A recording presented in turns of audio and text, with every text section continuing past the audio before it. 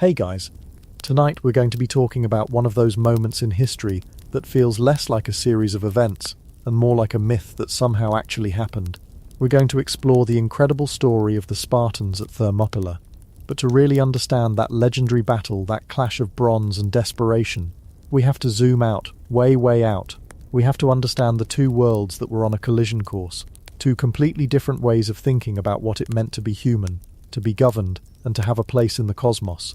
It's a story of remarkable resilience, of ingenuity, and of a conflict so grand it shaped the future of civilizations. As always, if you enjoy what I do here, I'd be grateful if you'd consider liking the video or subscribing to the channel. It's a quiet, simple way to support this little corner of the internet, and I'm always curious to know where you're listening from. It's quite something to imagine this story being heard in different corners of the world, all of us connected for a little while in the quiet of the night. So for now, that's enough of that. It's time to get comfortable, dim the lights, maybe pull up the covers a little higher, turn on a fan if you like that gentle, steady hum in the background. Let go of the day, and let's ease into tonight's journey together. We have a long road to travel, back to a time when empires were forged, and the world was holding its breath. Chapter 1. The Gathering Storm, a Tale of Two Worlds. Before a single spear was thrown, before a single shield was locked into a wall of bronze, there was an idea, or rather, there were two ideas, vast and utterly opposed, growing on either side of the Aegean Sea like two immense ancient trees whose roots were destined to tangle and crack the very earth beneath them. To understand the fury and the sacrifice at Thermopylae, we can't begin with the battle. We have to begin with the worlds that created the men who would fight it. We have to start with the slow, inexorable gathering of the storm. Our story begins not in the rugged hills of Greece, but to the east, far to the east. Imagine, if you will, an empire so colossal, it defies the modern imagination. This was the Achaemenid Persian Empire. It wasn't just a country, it was, for all intents and purposes, the known world. From the sun-scorched banks of the Indus River in the east, to the sophisticated cities of Ionia on the western coast of modern-day Turkey, from the cold, wind-swept steppes of Central Asia to the fertile, ancient lands of Egypt, it was all under the authority of one man. If you were to stand in the heart of this empire, in one of its grand capitals like Susa or Persepolis, the sheer scale of it would be overwhelming. You would hear dozens of languages spoken in the streets: Aramaic, the administrative lingua franca, but also Egyptian, Babylonian, Elamite, Greek, Hebrew. You would see people of every complexion and every culture, all paying tribute, all living under a single overarching system of governance. It was the world's first true superpower, a stunning achievement of organization and military might. And at the very center of this sprawling, multicultural universe sat the king, the Shahanshah, the King of Kings. This wasn't a title he took lightly, and it wasn't just political propaganda, it was a theological statement. The Persian king was not considered a god on earth, like an Egyptian pharaoh. The concept was more subtle, and in many ways more powerful. He was the chosen agent of the supreme creator god, Ahura Mazda. He was the man selected from all of humanity to enact divine will on earth, to bring order out of chaos, and to uphold truth against the ever-present threat of the lie. This idea came from the dominant religion of the Persian elite, Zoroastrianism. It was a faith built on a profound dualism. The universe was a grand battlefield between Asher, which means truth, order, and light, and Droge, which is the lie, chaos, darkness, and falsehood. Every human being, from the king to the lowliest farmer, was a soldier in this cosmic war, and the King of Kings was the supreme commander of the forces of Asher on earth. So when the Persian king decided to expand his empire, he didn't see it as a naked act of conquest. He saw it as a holy mission. He was extending the realm of order, bringing unenlightened, chaotic peoples under his just and divinely sanctioned rule. From his perspective, he wasn't conquering you, he was saving you. He was bringing you into the fold of the world's greatest, most stable, and most righteous political system. Resisting him wasn't just treason, it was siding with chaos. It was embracing the lie. The man who truly perfected this system, who turned a series of conquests into a functioning, stable empire, was Darius the Great. Darius was, without exaggeration, one of the most brilliant administrators in human history.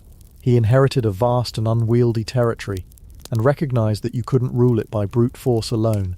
You needed a system, so he created one. He divided the empire into provinces, called satrapies, each governed by a man called a satrap. Think of it like a federal system, with governors overseeing huge regions. These satraps were often local nobles or Persian aristocrats, and they had a great deal of autonomy. They collected taxes, administered local justice, and raised troops for the imperial army. It was a genius move.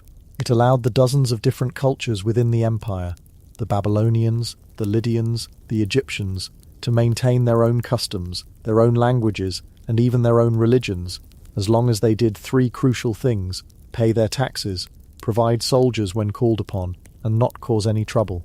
It was a model of multicultural tolerance born not of sentimentality, but of pure, cold pragmatism. It worked. To connect this vast empire, Darius undertook one of the greatest infrastructure projects of the ancient world, the Royal Road. This wasn't just a path, it was a marvel of engineering and logistics. It stretched for over 1,600 miles from the heart of Persia all the way to the Aegean coast.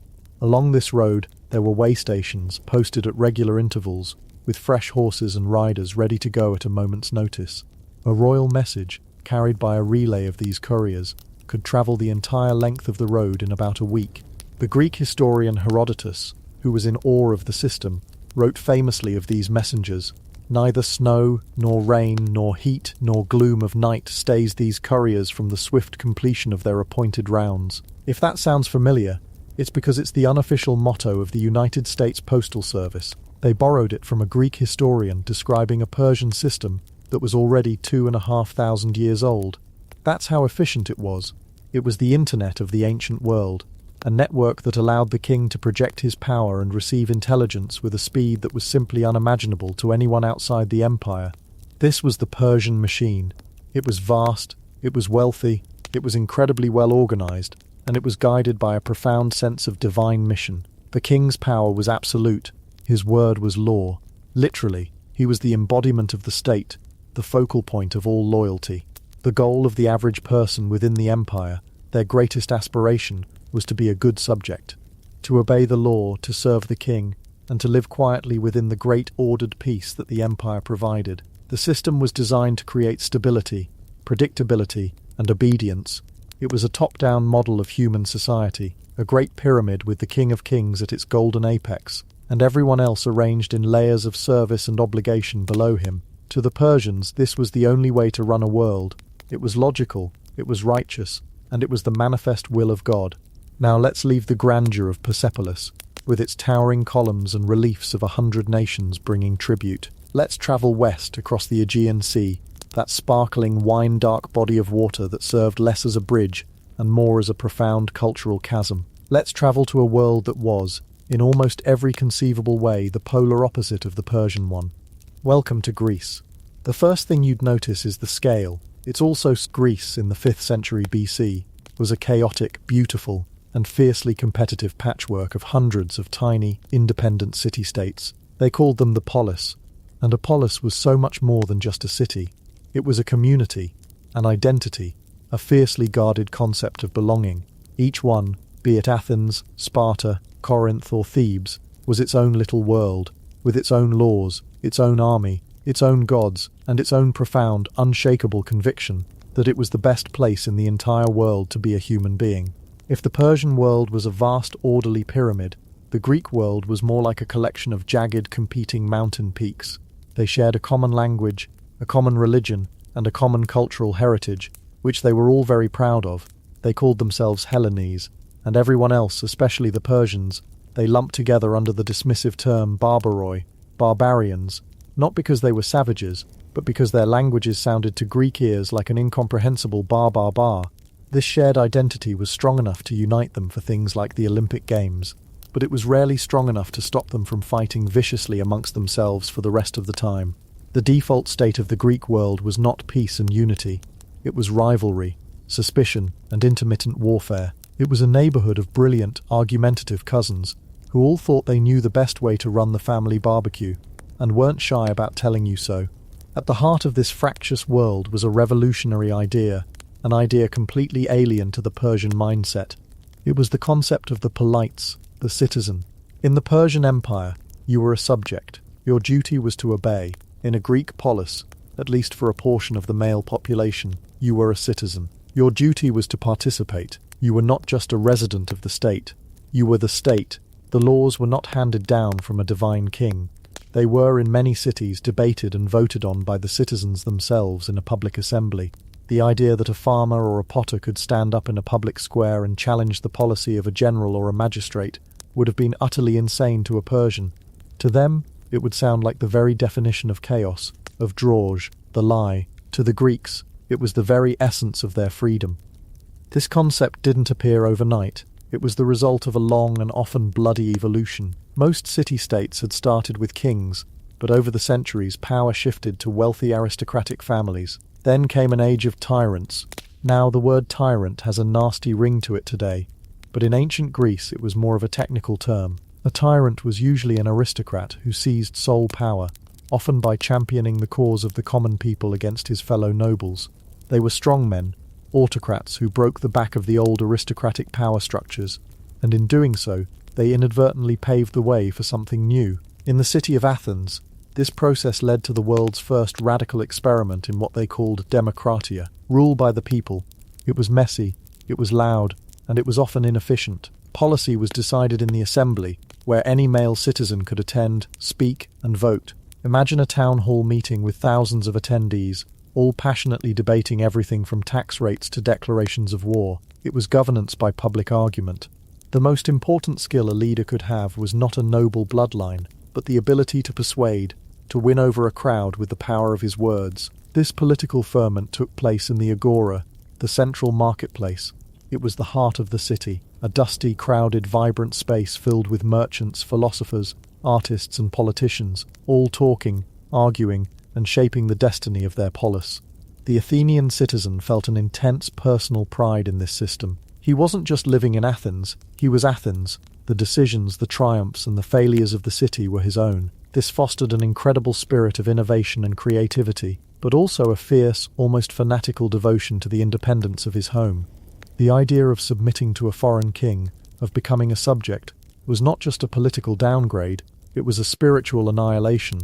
It was the loss of the very thing that made him who he was. Now, about 150 miles to the southwest of Athens, another, very different kind of polis was conducting a very different kind of experiment. This was Sparta. If Athens was a boisterous, open-air debate, Sparta was a silent, disciplined barracks. The Spartans were also Greeks, and they also valued their independence above all else, but their solution to preserving it was not democracy, but the total and utter subjugation of the individual to the state. The entire purpose of a Spartan man's life was to be a warrior, a hoplite, the best heavy infantryman in the world, and to achieve this, they created a society that was frankly terrifying. From the age of 7, a Spartan boy was taken from his family and entered the Agoge, a brutal lifelong military training program. He was taught to endure hardship, to obey orders without question, and to see death in battle not as a tragedy, but as the ultimate glory. Life was Spartan in the literal sense. Food was plain, comforts were non-existent, and discipline was absolute. The state dictated who you married, when you married, and how you lived. The individual had been almost entirely erased in favor of the collective military machine. The Spartans had a unique approach to childhood education, one that involved a lot of exposure, a lot of fighting, and a startling lack of creature comforts. The result of this single-minded focus was the Spartan army. On the battlefield, they were unmatched. The Spartan phalanx, a tight formation of hoplites with their long spears and heavy bronze shields, was the most feared military force in Greece. Each man knew that the man next to him had endured the exact same training, the same hardships, and would stand his ground no matter what.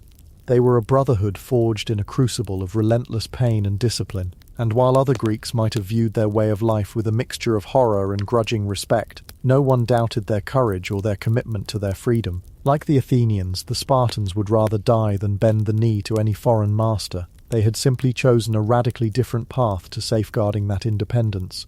So here we have our two worlds, standing in stark opposition. On one side, the Persian Empire, unified, orderly, multicultural, and ruled by a single, absolute monarch who believed he was enacting the will of God. It was a world of subjects, of centralized power, of vast infrastructure, and of a deep-seated belief in hierarchy and order. Its military was a colossal multinational force, drawing on the immense manpower of its endless provinces. On the other side, the Greek world, a fractious collection of tiny, quarrelsome states, each fiercely independent and jealous of its neighbours. It was a world of citizens, of decentralised power, of constant political experimentation, and of a radical belief in self-determination. Its military strength lay not in overwhelming numbers, but in the heavily armed citizen soldier, the hoplite, who fought not for a distant king, but for his home, his family, and his own freedom. For a long time, these two worlds existed more or less in isolation from each other, aware of the other's existence but not in direct conflict. The Persians were busy consolidating their empire in the east, and the Greeks were busy fighting each other. But destiny, or perhaps just geography, was getting impatient. The western expansion of the Persian Empire under Darius the Great had brought it right up to the doorstep of the Greek world. By the end of the 6th century BC, the Persian Empire had swallowed up the Greek cities of Ionia, on the western coast of Anatolia, and here, in Ionia, the two irreconcilable ideas finally collided. The Ionian Greeks were now technically Persian subjects, but they had a long history of independence and a vibrant intellectual culture that had given birth to the first philosophers and scientists. They chafed under Persian rule. They didn't hate the Persians personally. In many ways, Persian rule was light-handed. They were allowed to keep their customs and their language, but what they lost was their autonomia, their ability to rule themselves. They were no longer citizens who controlled their own destiny. They were subjects who had to answer to a satrap, who in turn answered to a distant king they had never seen, to a people who had tasted the heady wine of freedom. This was an intolerable state of affairs. In 499 BC, they revolted. They threw out the Persian-backed tyrants and appealed to their mainland Greek cousins for help. Sparta, ever cautious and inward-looking, refused. They had their own problems to deal with, namely keeping their massive population of enslaved helots under control. But Athens, the proud young democracy, felt a sense of kinship. They saw the Ionian struggle as their own. They sent a small fleet of 20 ships to aid the rebellion.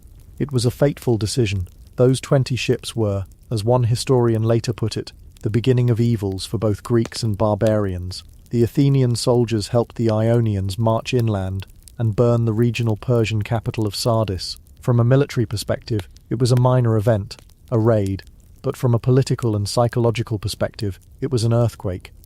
To Darius, the King of Kings, this was an act of unthinkable audacity. Some tiny, insignificant city-state from across the sea, a place he had barely heard of, had dared to aid rebels and burn one of his cities. This was not just a crime, it was a cosmic insult. It was an act of drudge, the lie. It was a pocket of chaos, challenging his divinely ordained order. The Ionian revolt itself was eventually crushed, brutally and efficiently. But the matter of Athens was different.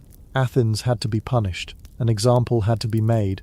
The story goes that Darius was so enraged that he ordered a servant to stand before him at every meal and say 3 times, "Master, remember the Athenians." The insult had become a personal obsession.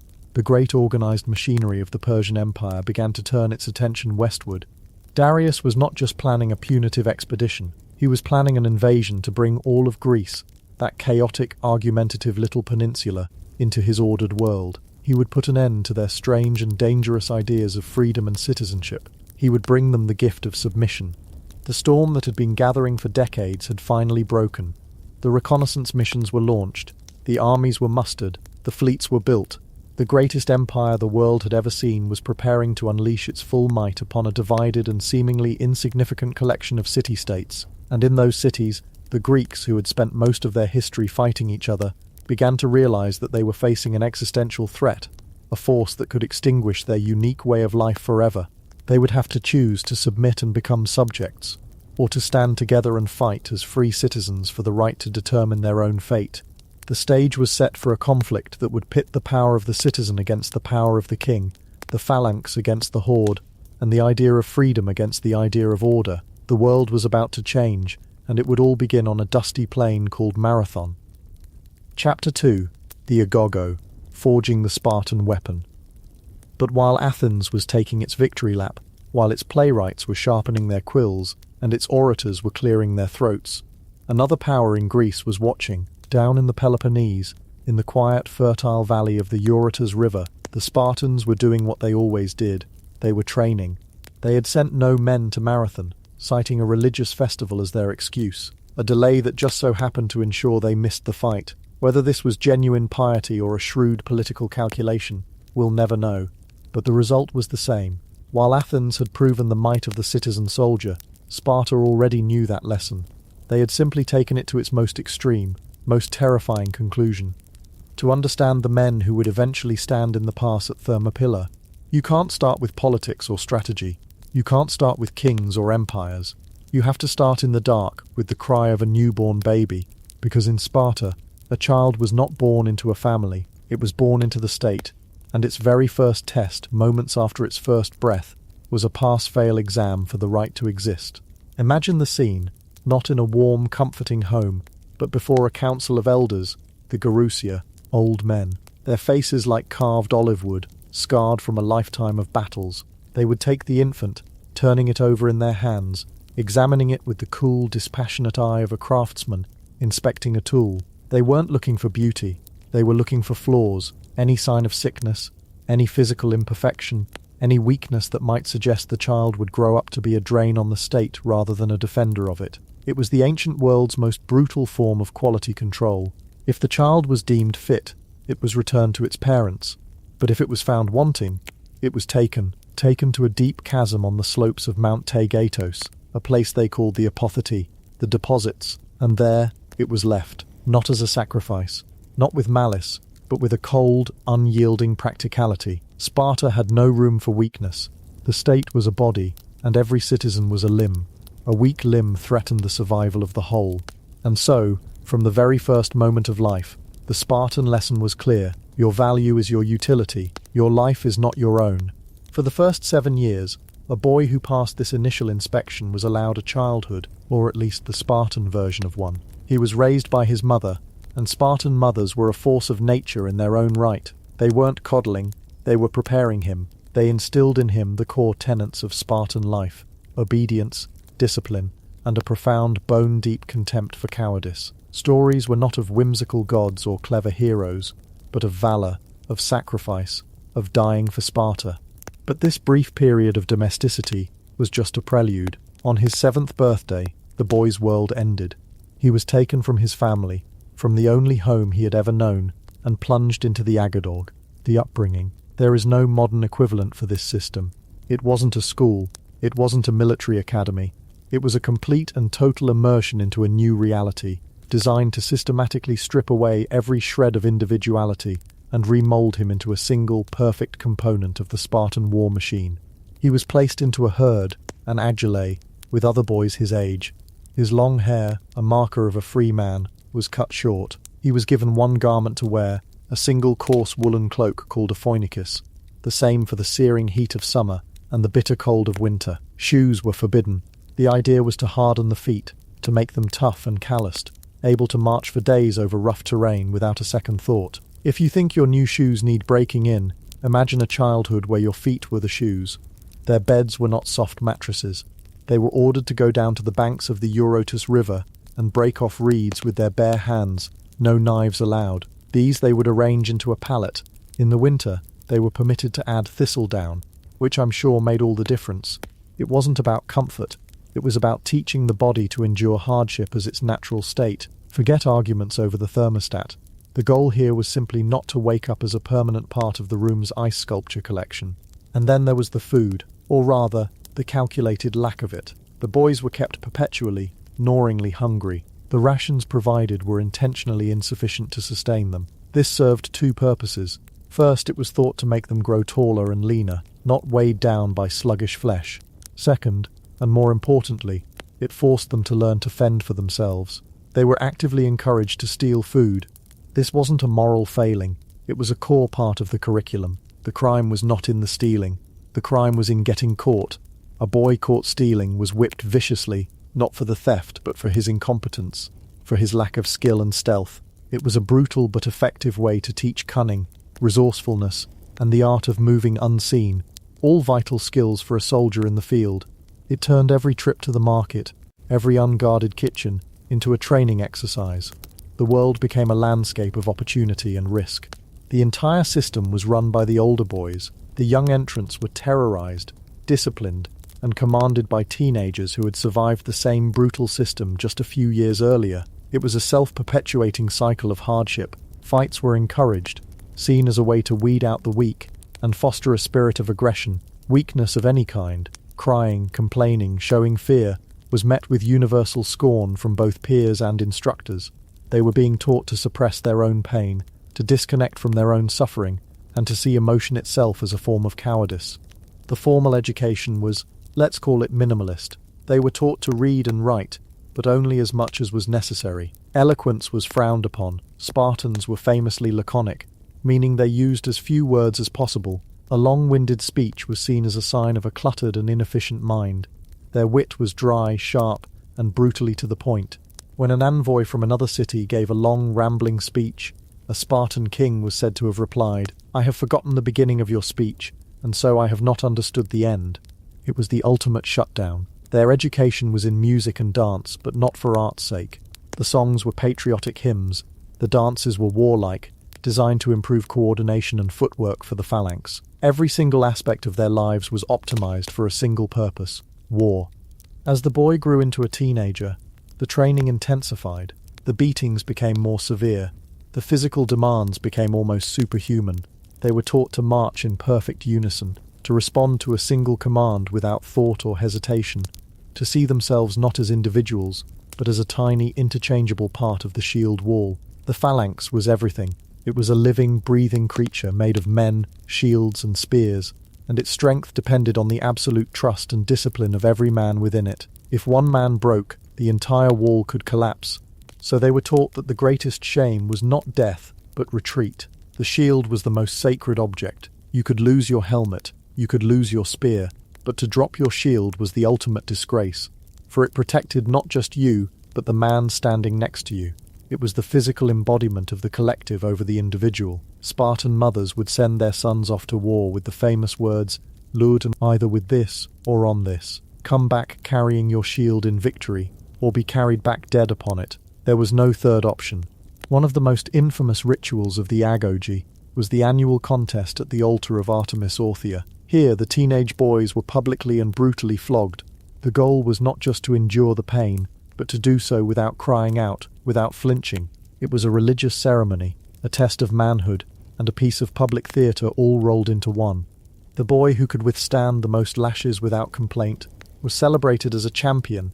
Some boys died at the altar, their silence their final, ultimate victory. To us it sounds like institutionalized madness. To them it was a sacred rite of passage, forging the iron will required to stand in the shield wall while arrows rained down and men screamed around you. Now you might be listening to all of this and thinking, this is insane. Why would any society subject itself to such a relentlessly brutal existence? What could possibly motivate them to create this production line of perfect soldiers, to sacrifice every comfort, every freedom, every ounce of individuality? The answer lies not on some foreign battlefield, but right there at home, in the fertile fields of Laconia. And the answer has a name: the Helots. The Helots were not slaves in the way we might think of them. They weren't individuals bought and sold at a market. They were an entire people, the original inhabitants of the land of Messenia, who had been conquered by the Spartans centuries earlier and reduced to a state of hereditary serfdom. They were bound to the land they worked, forced to give up half of everything they produced to their Spartan masters. And here is the crucial, terrifying fact that underpins all of Spartan society. The Helots vastly, overwhelmingly, outnumbered the Spartans. By some estimates, the ratio was as high as 10 to 1. Sparta was not a city-state. It was a military encampment in the middle of a permanent, simmering rebellion. Every Spartan citizen was, in effect, a prison guard. The entire Spartan way of life, the full-time soldiering, the disdain for commerce, the brutal training, was only possible because they had a massive enslaved workforce to do all the actual work. But that workforce hated them with a passion that burned for generations. Every day, every Spartan knew that they were living on a powder keg. One coordinated uprising, one moment of weakness, and their entire world could be consumed by a tide of vengeful helots. This constant existential threat was the furnace in which the Spartan state was forged. The Agoge wasn't just about creating good soldiers. It was about creating the perfect oppressors, men so hard, so disciplined, and so merciless that they could keep an entire nation in chains through sheer terror.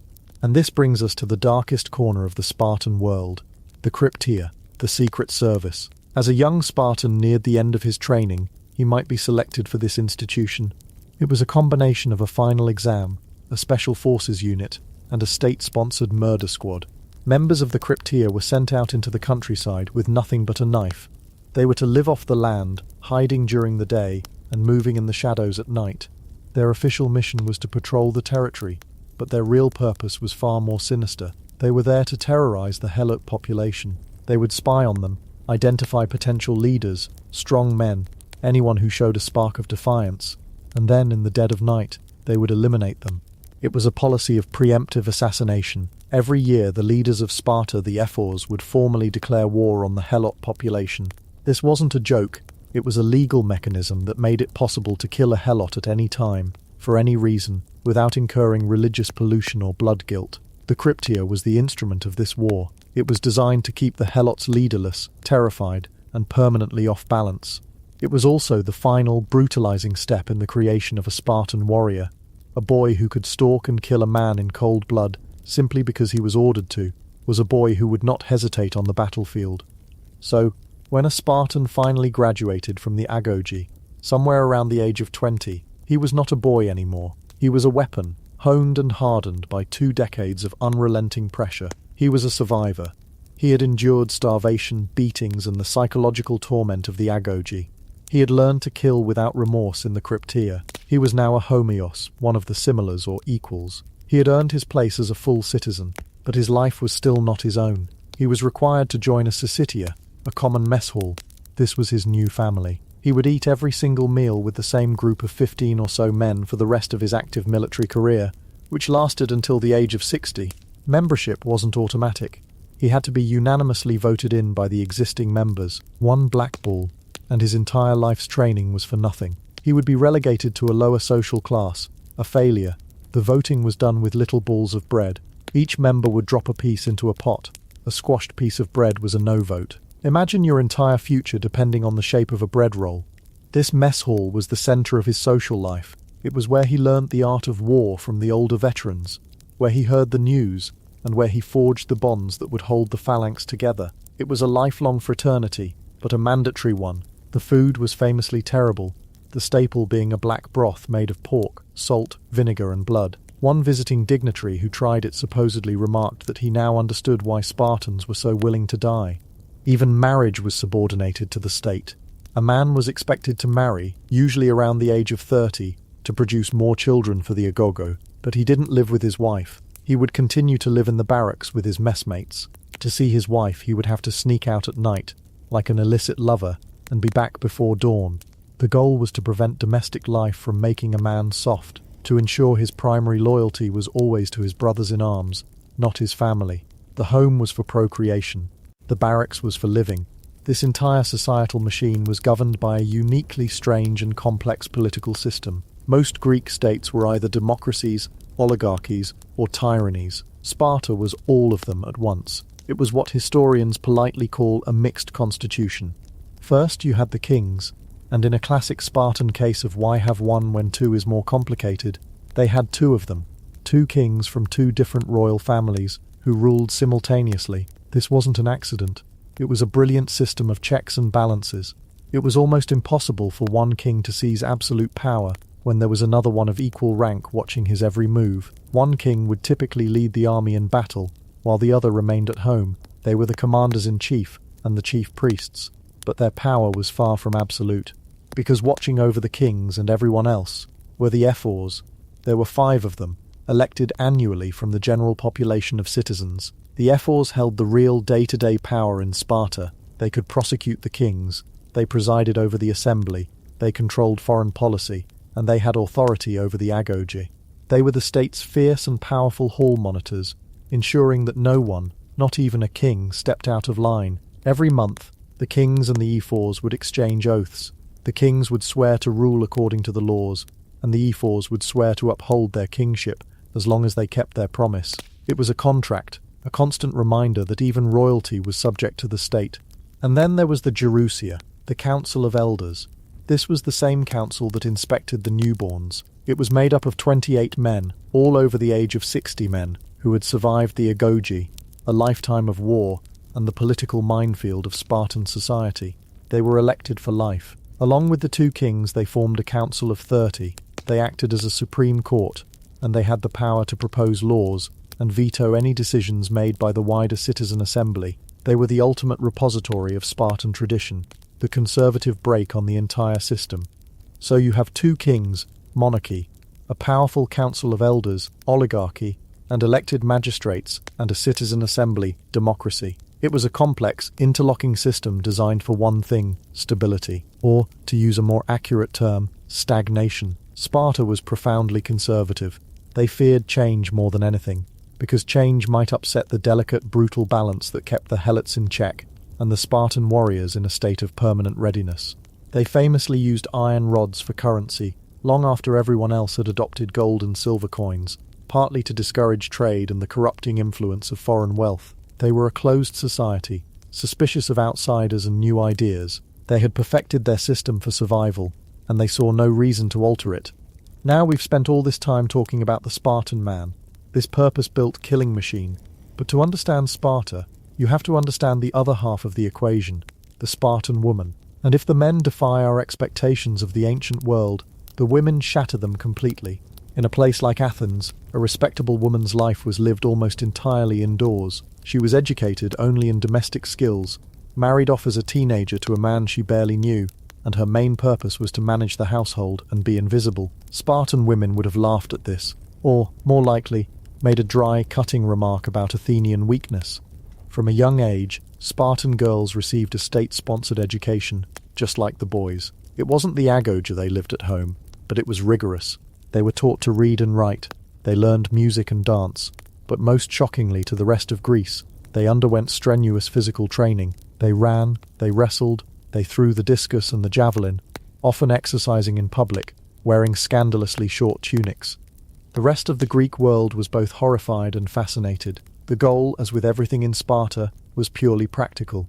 The state needed strong women to produce strong babies. A healthy, athletic mother was more likely to bear a healthy, athletic son who could survive the inspection by the Gerousia and grow into a warrior. But their education went beyond the physical. They were famously outspoken, confident, and deeply involved in the social and political life of the state. Because the men were almost constantly occupied with military matters, the women were left to run the estates. They managed the households, they supervised the helots, and they controlled the wealth. Uniquely in Greece, Spartan women could own and inherit property in their own right. By some estimates, at certain points in their history, women owned as much as 2/5 of all the land in Sparta. This gave them a degree of economic power and independence that was simply unthinkable anywhere else.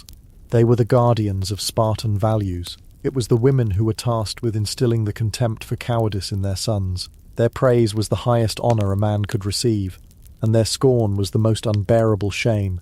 A man who returned from battle in disgrace would have to face not just his peers but his mother, and a Spartan mother's disappointment was by all accounts a terrifying thing. They saw their role with a chilling clarity. They were not just mothers of children, they were the breeders of defenders for the state. Plutarch tells a story of a Spartan woman who, on hearing that her son had been killed in battle, said simply, "This I bore him for, that he might be one who would not spare his life for his country." It was this complete, all-encompassing system that produced the men who would march to Thermopylae. They were not like other Greeks. They were something else entirely, forged in a crucible of controlled deprivation, state-sponsored brutality, and constant looming terror. They were men who had been taught from birth that their lives were meaningless, except in service to the state.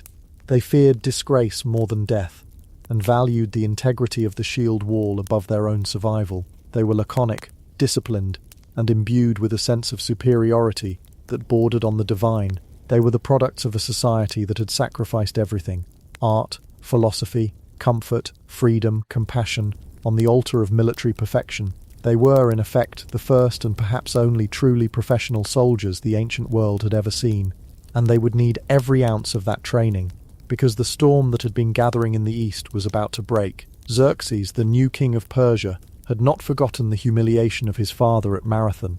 He was gathering an army of unprecedented size, an army drawn from every corner of his vast empire, an army designed not just to punish Athens, but to swallow Greece whole. The spies sent out by the Greek city-states returned with reports so staggering they seemed impossible.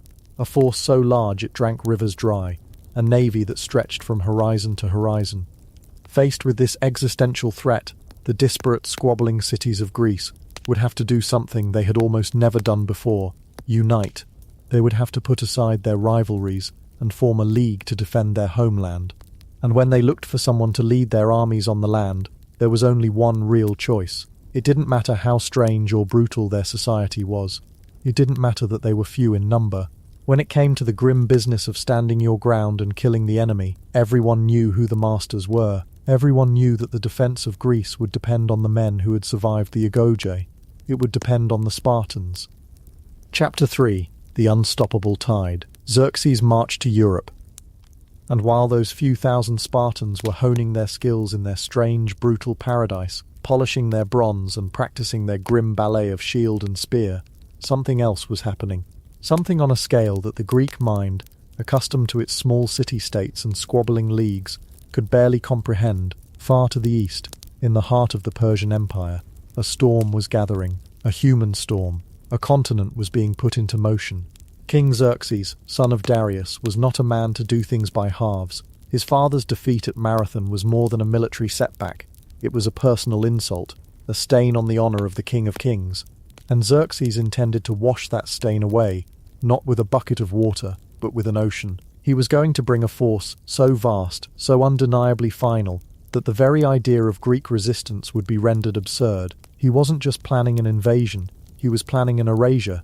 He was going to march a nation into Europe to crush a nuisance. So let's leave the stark barracks of Sparta for a moment, and travel east. Let's go to the plains of Cappadocia, to the heartlands of Anatolia, where this great host was assembling.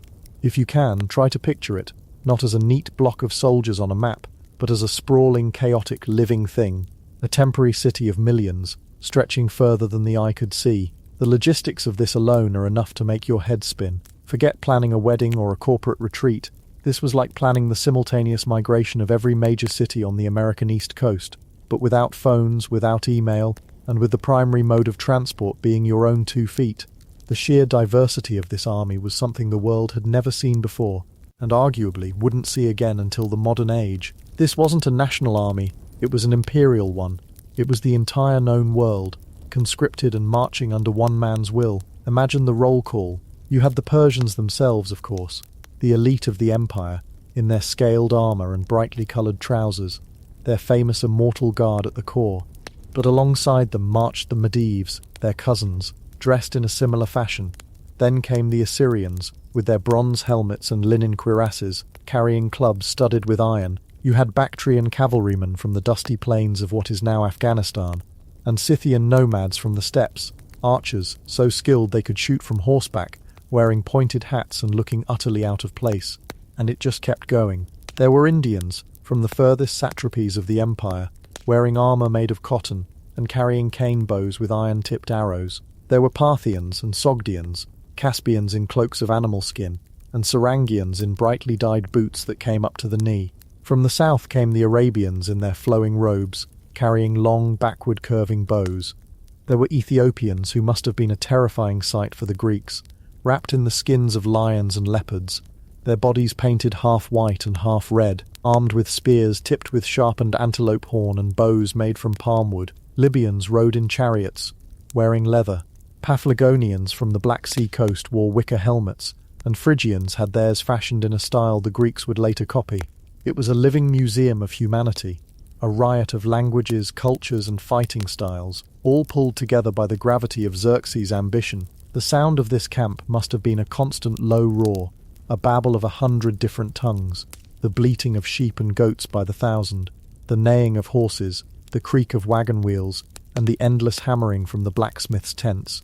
The smell would have been something else entirely. The smoke from 1,000,000 campfires, the sweat of men and animals under the hot sun, the stench of latrine pits that had to serve a population larger than any city on earth. It was a force of nature as much as it was an army, a slow-moving glacier of humanity, grinding its way west. Herodotus, our main, and let's be honest, often rather dramatic source for all this, puts the number of fighting men at 1.7 million, with the total host, including support staff, sailors, and camp followers, numbering over 5 million. Now, modern historians tend to squint at that number. They politely suggest that Herodotus might have been prone to a little exaggeration. It's more likely the fighting force was somewhere between 200 and 300,000 men, which, let's be clear, is still an absolutely staggering number for the ancient world. Feeding and watering an army of that size was a feat of organization that almost beggars belief. It was the greatest catering challenge in history. The Persian quartermasters had been working for years, establishing supply depots all along the planned route through Thrace and Macedonia. They stockpiled mountains of grain, salted fish, and fodder for the animals. As the army marched, it was like a swarm of locusts. It was said they drank rivers dry. The people of the city of Tharsos, for instance, were tasked with feeding the host for one meal. It cost them 400 talents of silver, an absolutely ruinous sum, and they were probably considered lucky. It was a campaign of consumption, a war won by spreadsheets and logistics as much as by spears. And at the center of this magnificent, terrifying, and frankly absurdly large enterprise was Xerxes himself. He traveled in a manner befitting the King of Kings. His personal chariot was drawn by special Nuftian horses, the finest in the empire. He was preceded by 10,000 elite infantrymen, the Immortals, 1,000 of whom had golden pomegranates on the butts of their spears. Another 1,000 elite cavalrymen followed them. The sacred chariot of the god Ahura Mazda, drawn by 8 white horses, was also part of this central procession. When the king stopped, he did so in a golden tent, transported and erected just for him. He ate from golden plates and drank from golden cups. This wasn't just a military commander leading his army. This was a demigod making a royal progress, and the destination was the utter humiliation of Greece. Before this human tide could even begin its slow roll into Europe, however, there was a small, inconvenient problem: a body of water. A strait known as the Hellespont, what we now call the Dardanelles. It's the narrow ribbon of water that separates Asia from Europe. It might look small on a map, but it was wide enough to make ferrying an army of this size a logistical nightmare that would take months. Xerxes had no intention of waiting. His solution was simple, direct, and completely audacious. He was going to build a bridge over it, not a ferry service. A bridge, a solid road, floating on the sea. His engineers got to work. They brought together hundreds of ships, triremes and pentaconters, and lashed them together in 2 parallel lines, one of 31.5 furlongs and one of 36. They were anchored securely at both ends and against the prevailing currents. Massive cables, 2 made of white flax and 4 of papyrus, were stretched across, twisted to an incredible thickness and strength. They were winched tight from either shore. Then they laid huge timbers across the taut cables, like railway ties, fitting them together to create a flat, solid surface. On top of the timbers they spread a layer of brushwood, and on top of that they piled earth, stamping it down to create a proper road. They even built parapets on either side, high enough so that the horses and pack animals wouldn't be able to see the water and get spooked.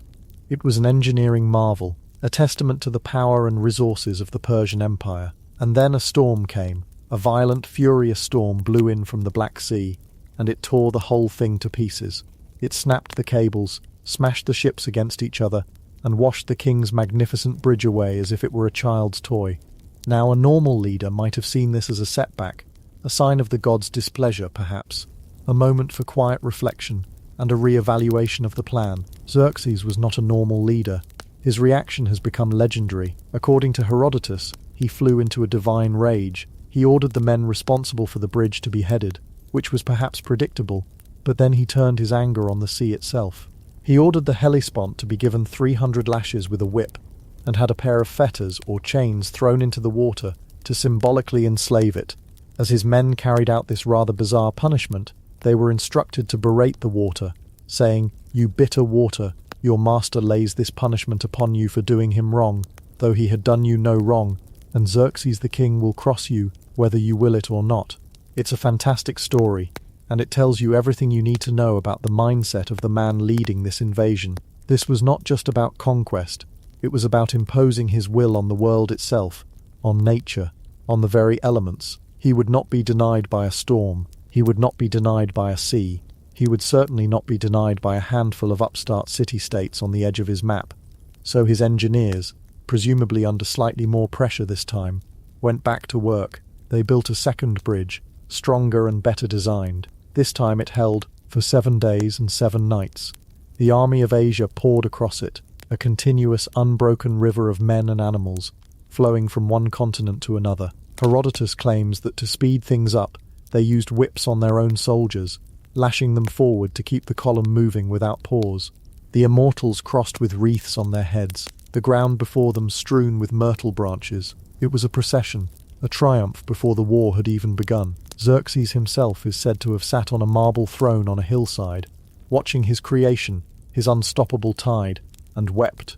When asked why, he supposedly said that he was overcome with pity at the thought that of all these magnificent men, not one would be alive in 100 years. A strangely philosophical moment in the middle of an act of supreme ego. But the Hellespont wasn't the only piece of nature that had dared to inconvenience the Persians. Xerxes remembered the story of his father's fleet. A decade earlier, Darius's first invasion attempt had been thwarted, not by the Greeks but by the weather.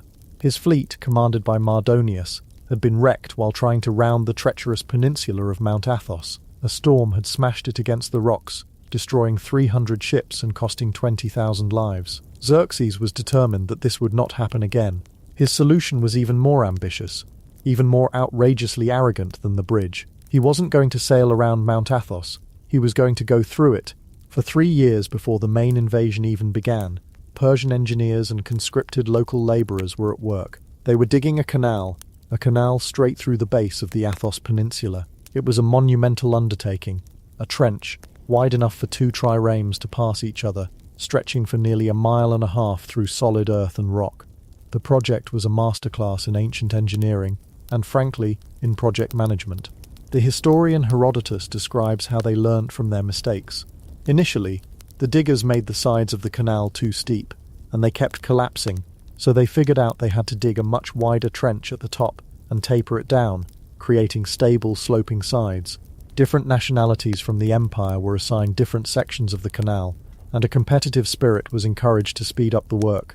The Phoenicians, with their long history of engineering, were apparently the most efficient. This canal was, from a purely military perspective, probably unnecessary. They could have simply dragged their ships across the isthmus on rollers, a technique that was well known at the time. It would have been faster, cheaper, and far less work, but that wasn't the point. The point was the statement. The canal was a monument to Persian power. It was Xerxes literally reshaping the map of Europe to suit his needs.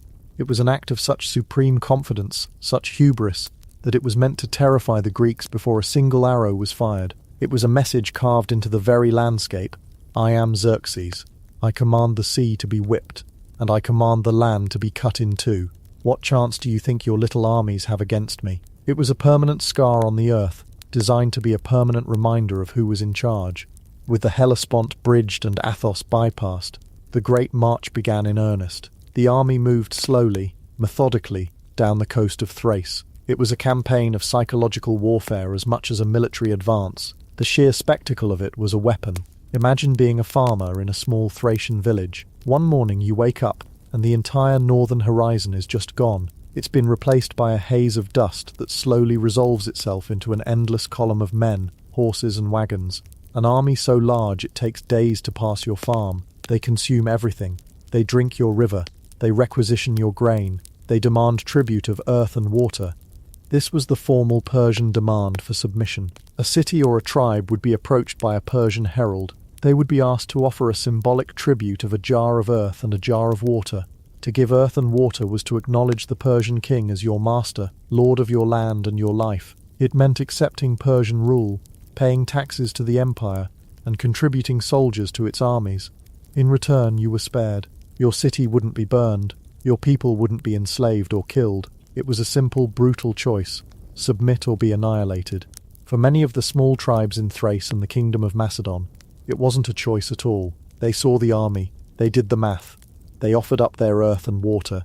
Their leaders were absorbed into the Persian system, becoming client kings or governors. Their soldiers were conscripted into the vast host, swelling its numbers even further as it moved south. This was the Persian strategy of empire building in action. It wasn't always about outright destruction. It was about absorption. The empire grew like a snowball rolling downhill, picking up more and more mass as it went. As the Persian host crawled south into Thessaly, the news of its coming spread like wildfire through the Greek world. Messengers on horseback, frantic merchants on ships, rumors passed from village to village. The stories became more and more inflated with each telling. An army that drinks rivers dry, a king who whips the sea, a man who cut a mountain in half. It sounded like mythology. It sounded like the tales of the old titans, not of men, and it created exactly the effect Xerxes intended: sheer, paralyzing terror. In the cities of central and southern Greece, in Athens, in Corinth, in Thebes, a frantic debate was taking place. What was to be done? Do we give them the earth and water? Do we submit and live as servants? Many argued for it. The city of Argos, a major power in the Peloponnese and a bitter rival of Sparta, chose to remain neutral, which was a polite way of waiting to see who would win before picking a side.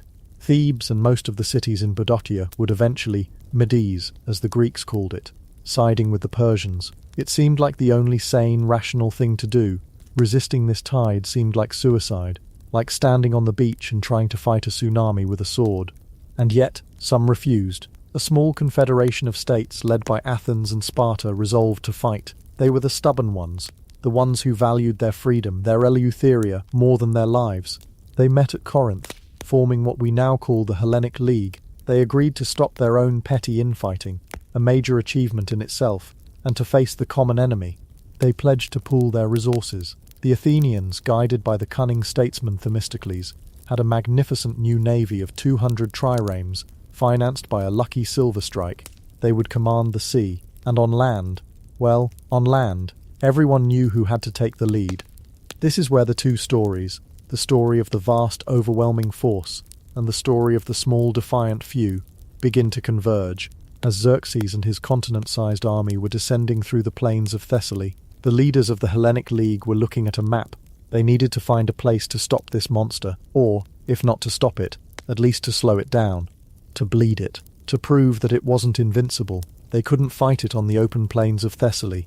That would be madness. The Persian cavalry would annihilate them. They needed a choke point, a bottleneck, a place where the sheer numbers of the Persian host would count for nothing, a place where a few could stand against many.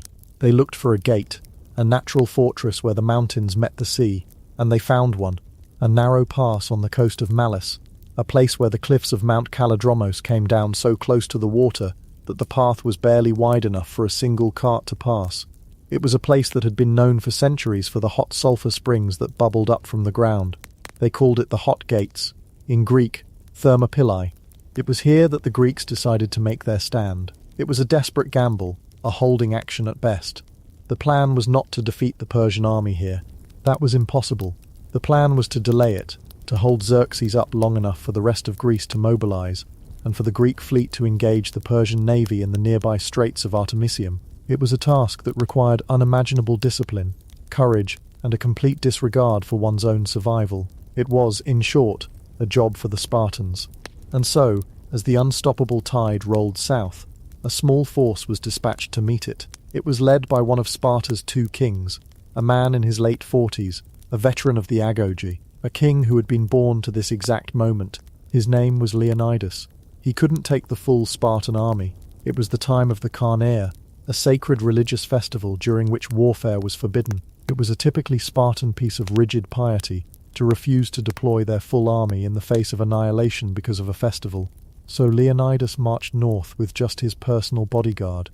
300 men, 300 Spartans, each one a father with a living son to carry on his name, because no one expected any of them to come back. Along the way they were joined by contingents from other allied cities: Tegeans, Mantians, Orchomenians, Phocians, Thespians, and even a forced contingent of Thebans, whom the allies didn't fully trust but couldn't afford to leave behind them. In total, it was a force of perhaps 7,000 men, 7,000 Greeks, led by 300 Spartans, marching north to stand in a narrow pass and look a god-king in the eye. Imagine that march. Imagine the mindset of Leonidas and his men. They weren't marching to a battle they thought they could win. They were marching to their graves, and they knew it. This wasn't about victory. It was about defiance. It was a symbolic act, a message to Xerxes, but more importantly, a message to the rest of Greece, a message that said, "We will not bow, we will not run, we will stand here, in this gate, and we will die. And in our dying, we will show you how to live. We will show you that these invaders are mortal." They can be fought, they can be bled, and they can be beaten. As they marched, they would have seen the signs of the Persian advance, burned villages, streams fouled by the passage of so many men and animals, and refugees fleeing south with stories of an army that covered the earth. And still, they marched north, into the path of the storm. They were the rock upon which this great wave was about to break. The meeting was set.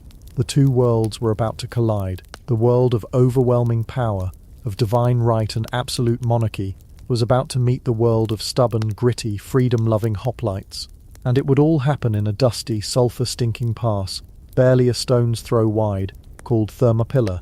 Chapter 4. The Hot Gates. A study in strategic desperation.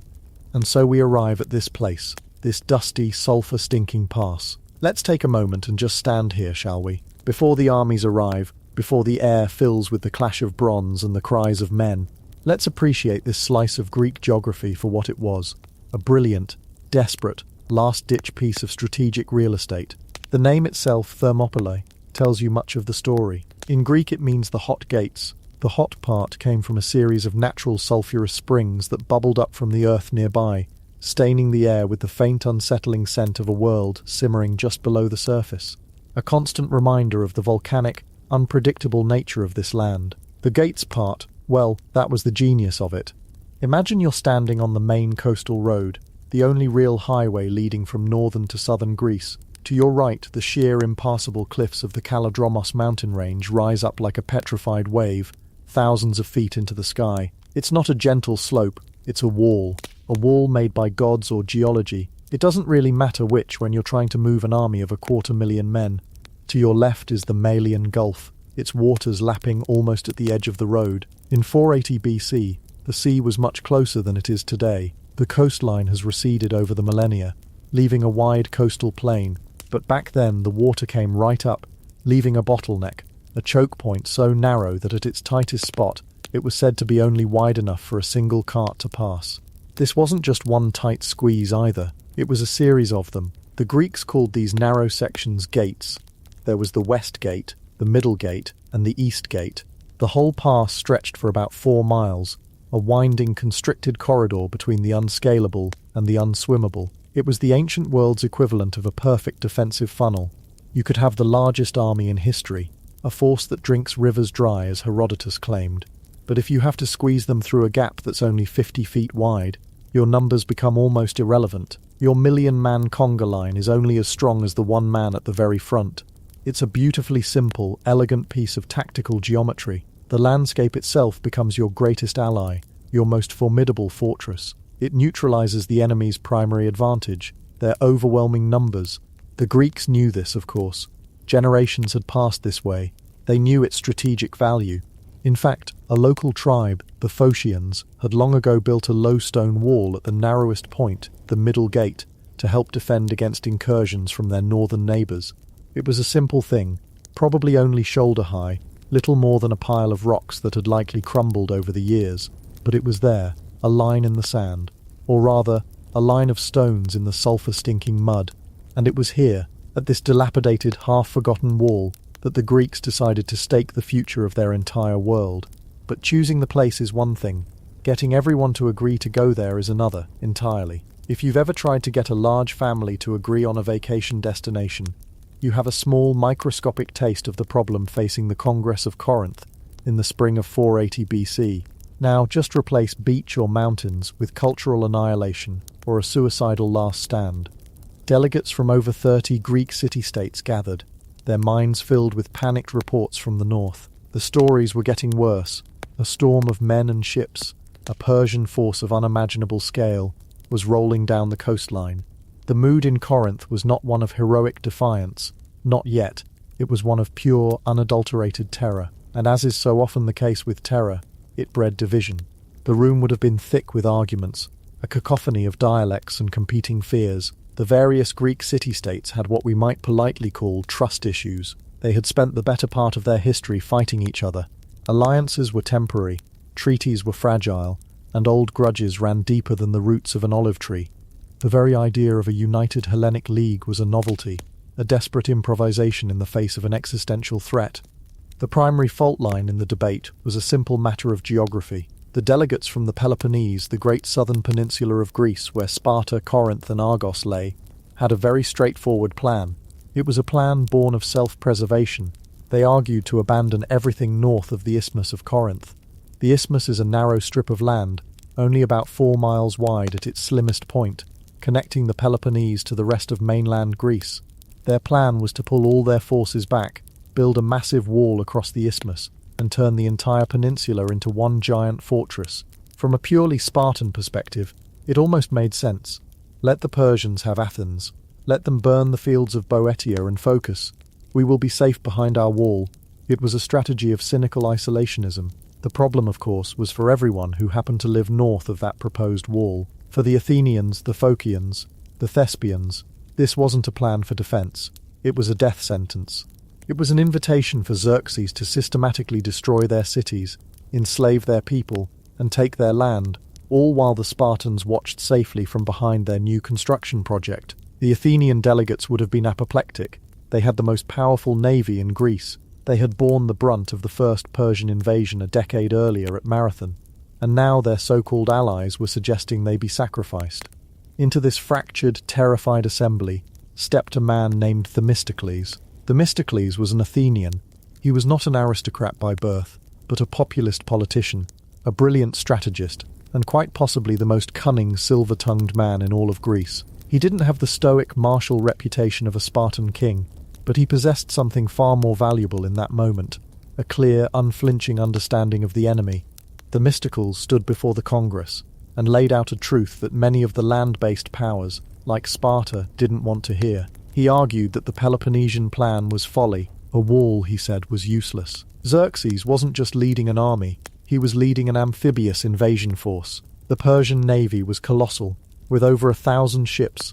Building a wall across the isthmus was like locking your front door while leaving every window in the house wide open. The Persians wouldn't bother trying to smash through a wall.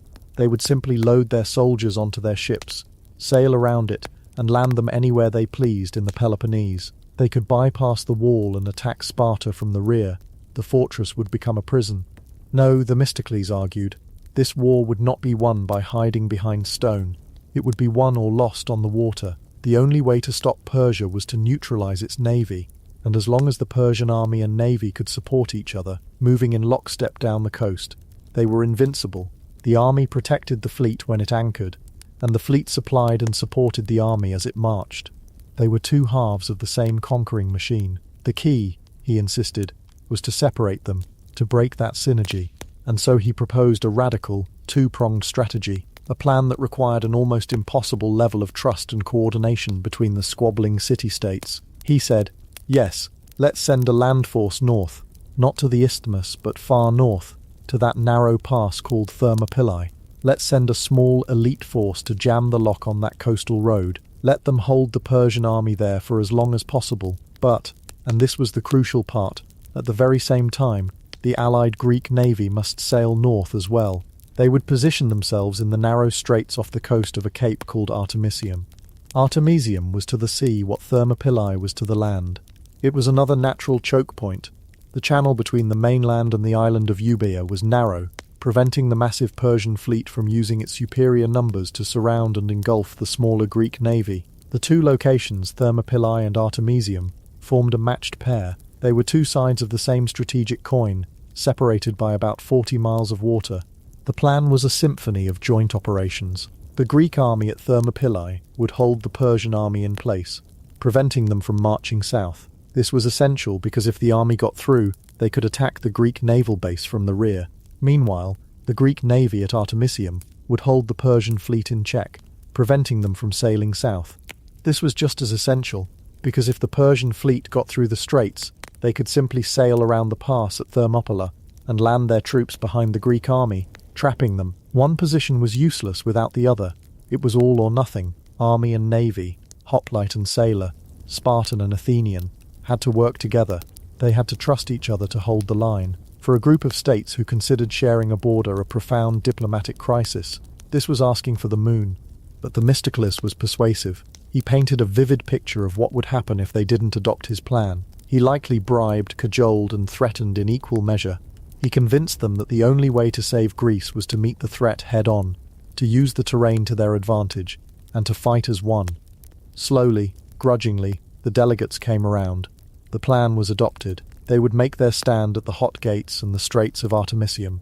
Now came the next problem. Who would lead the army? Command of the land forces was traditionally given to Sparta. They were universally acknowledged as the finest soldiers in Greece, so all eyes turned to the Spartan delegates, and what the Spartans said next must have sent a chill through the entire assembly. They explained that unfortunately, the timing of the Persian invasion was terribly inconvenient.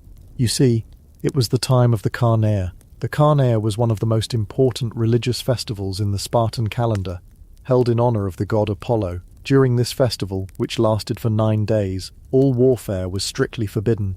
To march out with the full army would be an act of profound sacrilege, an insult to the gods that would invite divine retribution far worse than anything the Persians could muster. To a modern mind, this sounds like a flimsy excuse. Your country is about to be wiped off the map, and you're worried about offending a god. But we have to understand the Spartan mindset. They were a people bound by rigid tradition, law, and a piety that was absolute. Their entire society, their military prowess, their very identity was, in their minds, a gift from the gods. To break their sacred truce was to risk losing that divine favor, to unravel the very fabric of their existence. They feared their gods far, far more than they feared Xerxes. And as if that wasn't enough, it was also the month of the Olympic Games, and during the Olympics, a sacred truce was observed across the entire Greek world. To march to war then was unthinkable for many. It was a perfect storm of religious obligation and bad timing. The Congress was at an impasse. The plan was agreed upon, but the main fighting force couldn't be mobilized. It was here that the Spartan co-king, Leonidas, proposed a compromise. The law forbade the Spartan army from marching, but it didn't say anything about the king's personal bodyguard. He, as king, could go. He would take his royal guard of 300 men, his hippies, and march north immediately. They wouldn't be an army, you see, merely an advance force, a vanguard to hold the pass until the festivals were over, and the main Spartan army and the other Peloponnesian armies could be mustered and sent north as reinforcements. 300 men against an army of hundreds of thousands. It seems like a token gesture, an act of suicidal madness, but there was a grim logic to it. Sending the king himself was a powerful political statement. It was a guarantee, a down payment in blood, that Sparta was committed to the cause. It would shame the other allies into sending their own troops and quell the fears of the northern states that they were about to be abandoned. The 300 Spartans were not just soldiers, they were a promise that more were coming, and so Leonidas began to make his preparations. There's a story that his wife Gorgo asked him what she should do as he was preparing to leave. His response was chillingly practical. Marry a good man and bear good children. He knew, it seems, that he was not coming back. He had another reason for this certainty. A piece of advice from that notoriously vague and terrifying ancient Greek institution, the Oracle at Delphi. Before the campaign, the Spartans had, as was customary, consulted the Oracle for a prophecy. The priestess, the Pythia, had given them a typically grim and ambiguous response. She had prophesied that either a Spartan king must die, or their land would be overrun by the invaders. It was a stark choice: sacrifice a king, or sacrifice Sparta itself. For Leonidas, a man raised from birth to place the state above all else, there was no choice at all. He was walking into the mouth of the beast with the full knowledge that he was the sacrifice required to save his people. He wasn't just a general marching to a battle, he was a king marching to his own funeral.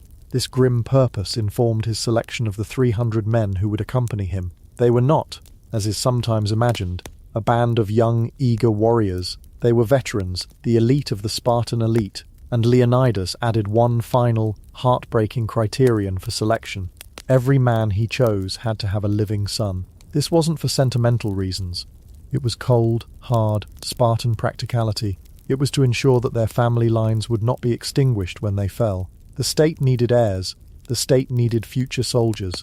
Even in this act of ultimate sacrifice, the continuation of Sparta was the paramount concern. So the 300 Spartans prepared to march, but they would not be marching alone. This is one of the most important and often overlooked facts of the battle. The force at Thermopylae was not just 300 Spartans. Leonidas was in overall command, but it was an allied Greek army. As they marched north, other cities sent their contingents to join them. From the Peloponnese came men from Tegea and Mantinea, from Arcadia and Phlius.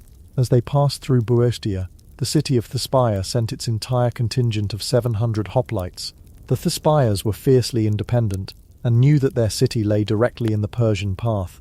For them, this was not a strategic choice. It was a fight for their homes. The city of Thebes also sent 400 men, though their presence was viewed with suspicion by the other Greeks. Thebes had a rather flexible policy when it came to Persian invasions, a tendency known as medici. Many suspected the Theban contingent was there under duress, more as hostages to ensure Thebes' good behaviour than as willing allies. Their commitment to the cause was, shall we say, under review. Finally, the Phocians, on whose land the battle would be fought, committed 1,000 men. They also brought crucial local knowledge. They told Leonidas about the terrain, about the crumbling wall at the middle gate, which he immediately set his men to rebuilding, and they told him something else, something that must have made the Spartan king's blood run cold. They told him that the mountains were not in fact completely impassable. There was a path, a little-used shepherd's track called the Anopaea path, which wound its way up through the oak forests on the mountainside, over the crest of the ridge, and came down behind the Greek position. It was a secret, a fatal flaw in their perfect defensive fortress. Leonidas understood the danger immediately. His entire strategy depended on the Persians having no way around. He tasked the 1,000 Phocian soldiers with guarding this path. Their job was perhaps the most important of all. They were to be the watchmen on the secret door. As long as they held the Anopaea path, the Greek position at the hot gates was secure. If they failed, everyone in the pass below was doomed. And so, by the time the Allied force assembled at Thermopylae, it numbered somewhere between 5,000 and 7,000 men. A tiny force, yes, but significantly more than just 300. They were a patchwork army of rivals and reluctant allies, drawn from a dozen different cities, each with their own loyalties and fears. They were bound together by a common language, a common culture, and now, a common enemy. At their head was a Spartan king who likely knew he was marching to his death, following a plan devised by a clever Athenian he probably didn't even like. It was a desperate, cobbled-together defense, a study in strategic desperation. They stood there, in that narrow, sulphur-scented pass. They could feel the ground begin to tremble with the approach of an army that defied comprehension. They watched as the Greek fleet, their other half, their lifeline, sailed into the Straits of Artemisium to face a navy that filled the horizon. Everything was in place. The two worlds were about to collide. The gate was about to be tested. Chapter 5. The Wall of Bronze. The first 2 days. And so the collision came, not with a sudden crash, but with a slow, grinding inevitability. For 4 days, nothing happened. 4 days, the Greeks stood in their simmering bronze, waiting. 4 days, Xerxes sat on his ornate throne, which had been specially set up on a nearby hill so he could have a front-row seat to the performance. He was waiting too. He was a man of immense power, a king of kings who was unused to being told no. He simply couldn't process the scene before him. This tiny, insignificant band of men hadn't run. He had expected them to see the dust cloud of his army, to hear the tremor of 1,000,000 feet, and to simply melt away into the hills. It was the only logical thing to do. He sent a scout on horseback to ride up to the Greek line. The scout returned, utterly bewildered. He told the great king that the Spartans were out in front of the wall, and they weren't sharpening their swords or looking terrified. They were exercising, stripping down, going through their gymnastic routines, and perhaps most bizarrely of all, they were combing their long, elaborate hair. Xerxes was baffled. He took this as the ultimate sign of contemptuous arrogance. It wasn't. For a Spartan, combing one's hair before battle was a ritual. It was a final act of order and self-possession before stepping into the bloody chaos from which they might not return. It was a way of beautifying oneself for death. It was a quiet prayer in motion. Xerxes, however, just saw it as a joke. He waited. 1 day, 2 days. He thought their supplies would run out, that their nerve would break, but they just stood there, a silent, stubborn bronze punctuation mark at the end of his grand imperial sentence. By the 5th day, his patience, which was never a particularly deep well to begin with, had evaporated. His mood had curdled from arrogant confidence to outright fury. He gave the order. The performance was about to begin. He commanded the Medes and the Scythians to go forward, capture the insolent Greeks, and bring them before him in chains. The first wave surged forward. Imagine the sound. not the clarion call of trumpets and noble horns you see in the movies. Imagine the sound of thousands upon thousands of feet, the rhythmic beat of a war drum, and the rising crescendo of a war cry in a dozen different languages. They poured into the narrow mouth of the pass, a river of men flooding towards a dam of bronze. And it's here, in these first few moments, that we have to pause and understand the fundamental, catastrophic mismatch in technology that was about to unfold. It was like watching someone try to chop down a redwood tree with a butter knife. Let's talk about the dam. The Greek hoplite was not an individual fighter. That is the single most important thing to understand. He was a component, a single interlocking piece of a much larger and much more terrifying machine. And the hardware he brought to the field was designed for exactly one purpose, to function as part of that machine. First and most important was the aspis, the shield. But calling it a shield is like calling a castle wall a fence. The aspis was a gargantuan thing, 3 feet across, bowl-shaped, and weighing anywhere from 15 to 20 pounds. It was made of a core of thick wooden planks, faced with a thin layer of gleaming, polished bronze, and backed with leather. It wasn't held by a simple handle in the middle. That's the kind of thing you use when you want to be agile, to deflect and parry. The aspis was not for deflecting, it was for stopping things, dead. It was held by a central bronze armband, the porpax, which your forearm would slip through up to the elbow. You then gripped a leather handle near the rim called the antilabe. This 2-point system distributed the immense weight across your entire forearm, making it manageable, and more importantly, it made the shield an extension of your body. It was less something you held, and more something you wore. Because of this design, the shield covered you from your chin to your knees, but it also extended far out to your left. In fact, the left half of your shield didn't protect you at all. It protected the man standing to your right. This is the key. The entire system was built on trust. Your life was in the hands of the man to your left, and his life was in yours. To drop your shield, to be a ripsasps. A shield dropper was the ultimate act of cowardice and betrayal, not just because you were running away, but because you were condemning the man next to you to death. On the front of these shields, the Spartans had painted a massive stark letter lambda for Lacedaemon, their homeland. When they locked together, it formed a single, unbroken wall of bronze, punctuated by those terrifying symbols, a wall of mutual reliance. Peeking over the top of this wall was the Corinthian helmet, again a masterpiece of defensive engineering. Forged from a single sheet of bronze, it covered the entire head, neck and face, leaving only narrow slits for the eyes and mouth. It was intimidating, giving the wearer an impersonal, almost robotic appearance. It was also, we have to imagine, incredibly unpleasant to wear. Your vision was narrowed to a terrifying tunnel. Your hearing was muffled, reduced to a dull roar of your own breathing and the muted clangs from outside. And in the Greek summer sun, it was an oven, a personal, head-shaped bronze oven. But it would stop a sword blow or a glancing arrow with absolute certainty. Protecting the body was the cuirass. Some of the wealthier Spartans might have worn a sculpted bronze muscle cuirass, but the more common and arguably more effective armor was the liner thorax.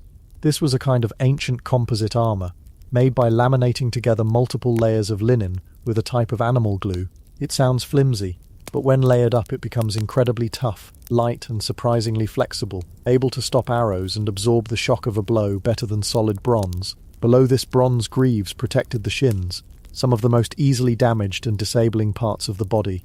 All in, a full set of armor. The panoply could weigh upwards of 60 or 70 pounds. They were walking safes, human tanks. And then there was the offence. The primary weapon was the dory, the hoplite spear. This was not a flimsy throwing javelin. It was a 9 to 10 foot spear of tough Cornell wood, tipped with a long leaf-shaped iron spearhead. But the genius of the dory was at the other end. It had a heavy bronze butt spike, called a sauroter, or lizard killer. This spike had multiple uses.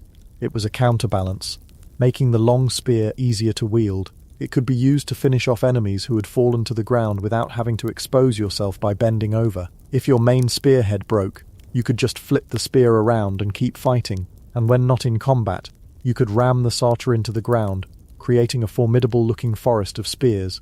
If the spear broke and the enemy got past that 9-foot standoff distance, you had your backup. The Xerxes. This was a short sword, about 2 feet long, with a distinctive leaf-shaped blade that widened towards the tip. It wasn't a fencing weapon for elegant duels. It was a brutal, close-quarters hacking and thrusting tool. If an enemy was inside your spear's reach, it meant you were in a desperate, ugly pushing and shoving match. The Xerxes was for that moment. It was the get-off-me tool of the ancient world. Now, take this individual, this walking fortress, and multiply him. Stand him shoulder to shoulder with hundreds of others. Have them lock their shields so the right half of your shield is covered by the left half of your neighbour's. This is the synaspismos, the wall of shields. It creates a solid barrier of bronze and wood. Now, have them form up in ranks, 8 deep. The men in the first rank brace, spears levelled forward underarm, a forest of iron tips presented to the enemy. The men in the second, third, and even fourth ranks would project their own spears over and through the gaps in the front line, creating a layered hedge of death. The men in the back ranks weren't just waiting their turn, they were the engine. They placed their shields against the backs of the men in front of them, and pushed. This was the aphismos, the great shove. The phalanx didn't just meet a charge, it leaned into it, pushed back, and ground the enemy down through sheer inexorable pressure. It was a porcupine. It was a human bulldozer. It was a meat grinder. This was the dam. Now let's look at the river that was about to hit it. The Medes and Scythians who made up Xerxes' first wave were not poorly equipped soldiers by the standards of their time. They wore scale armour, which offered decent protection, and carried short spears and bows. But their primary piece of defensive equipment was the spara, a large rectangular shield made of wicker against most opponents. A good wicker shield could deflect a sword blow or stop an arrow, but against the Greek phalanx, it was tragically, hopelessly inadequate. The first wave of Medes charged into the pass with a great cry. They were confident. They were the shock troops of the world's greatest empire. They were about to crush a few hundred provincial rebels. The front ranks of the charging Medes slammed into the front rank of the waiting phalanx. And the sound was not one of battle but of industrial accident. The iron tips of the 9-foot dory spears, backed by the weight of 8 ranks of pushing men, punched through the wicker shields as if they were made of paper. They punched through the scale armour beneath. They went deep into the flesh and bone of the Medes in the front rank. Those who weren't immediately impaled crashed into a literal wall of solid bronze. Their shorter spears were useless. They couldn't reach the Greeks past the hedge of death. Their swords were useless. They couldn't get close enough to swing them. The Greeks in the front line, meanwhile, were engaged in brutal mechanical work. A steady, rhythmic cycle of thrust, retrieve, thrust. The butt spikes of their spears, the Saratas, rose and fell, dispatching wounded men who had fallen and were now being trampled under the feet of their own comrades pressing from behind. The sheer pressure of the Persian numbers became their own worst enemy. The men in the back, unable to see what was happening at the front, kept pushing forward, forcing their own soldiers into the meat grinder, compressing the front ranks, until men were crushed to death without even being touched by a Greek weapon. The narrowness of the pass, which the Greeks had chosen so wisely, now revealed its genius. It completely negated the Persian advantage of numbers. Xerxes could only bring as many men to bear as could fit in the narrow frontage, which was exactly the same number of men the Greeks could present. It turned a battle of 1,000,000 against 7,000 into a series of one-on-one skirmishes, repeated thousands of times, and in each of those individual contests, the Greek hardware and training was simply superior. All day, the attack continued. Xerxes, watching from his throne, was seen to leap to his feet in agitation and fury 3 times. This wasn't a battle, it was a slaughter. He couldn't understand it. He had the best soldiers in the world. He sent them forward in waves, and the waves just broke against this immovable object. The Medes would charge, be chewed up and spat out, and then retreat in disarray, climbing over the growing piles of their own dead and wounded. Then another wave would be sent. The same thing would happen. For the Greeks, it was a different kind of hell. The physical exertion was unimaginable. Holding a 20-pound shield at arm's length, bracing against the push of your own comrades from behind, and a tide of enemies in front, all while wearing 70 pounds of bronze in the baking heat. The noise was a deafening continuous roar, the screams of the dying, the splintering of wood, the wet percussive thud of spear on flesh, and the constant high-pitched clang of metal on bronze. The ground under their feet became slick with blood and gore.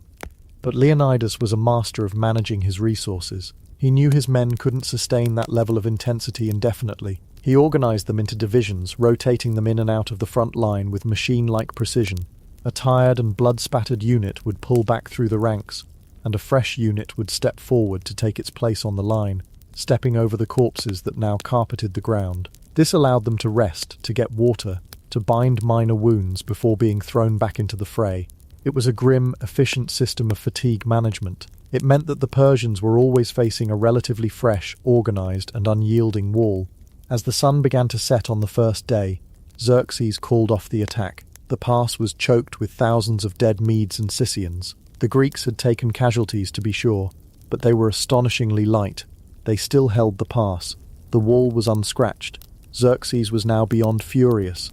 He was insulted. He had been made to look like a fool. He decided that he had been holding back. He had sent in his regular troops, and they had failed. Now, he would send in the best. He would send in his legends. He summoned the commander of the Immortals. The Immortals were the elite of the elite, the personal bodyguard of the great king.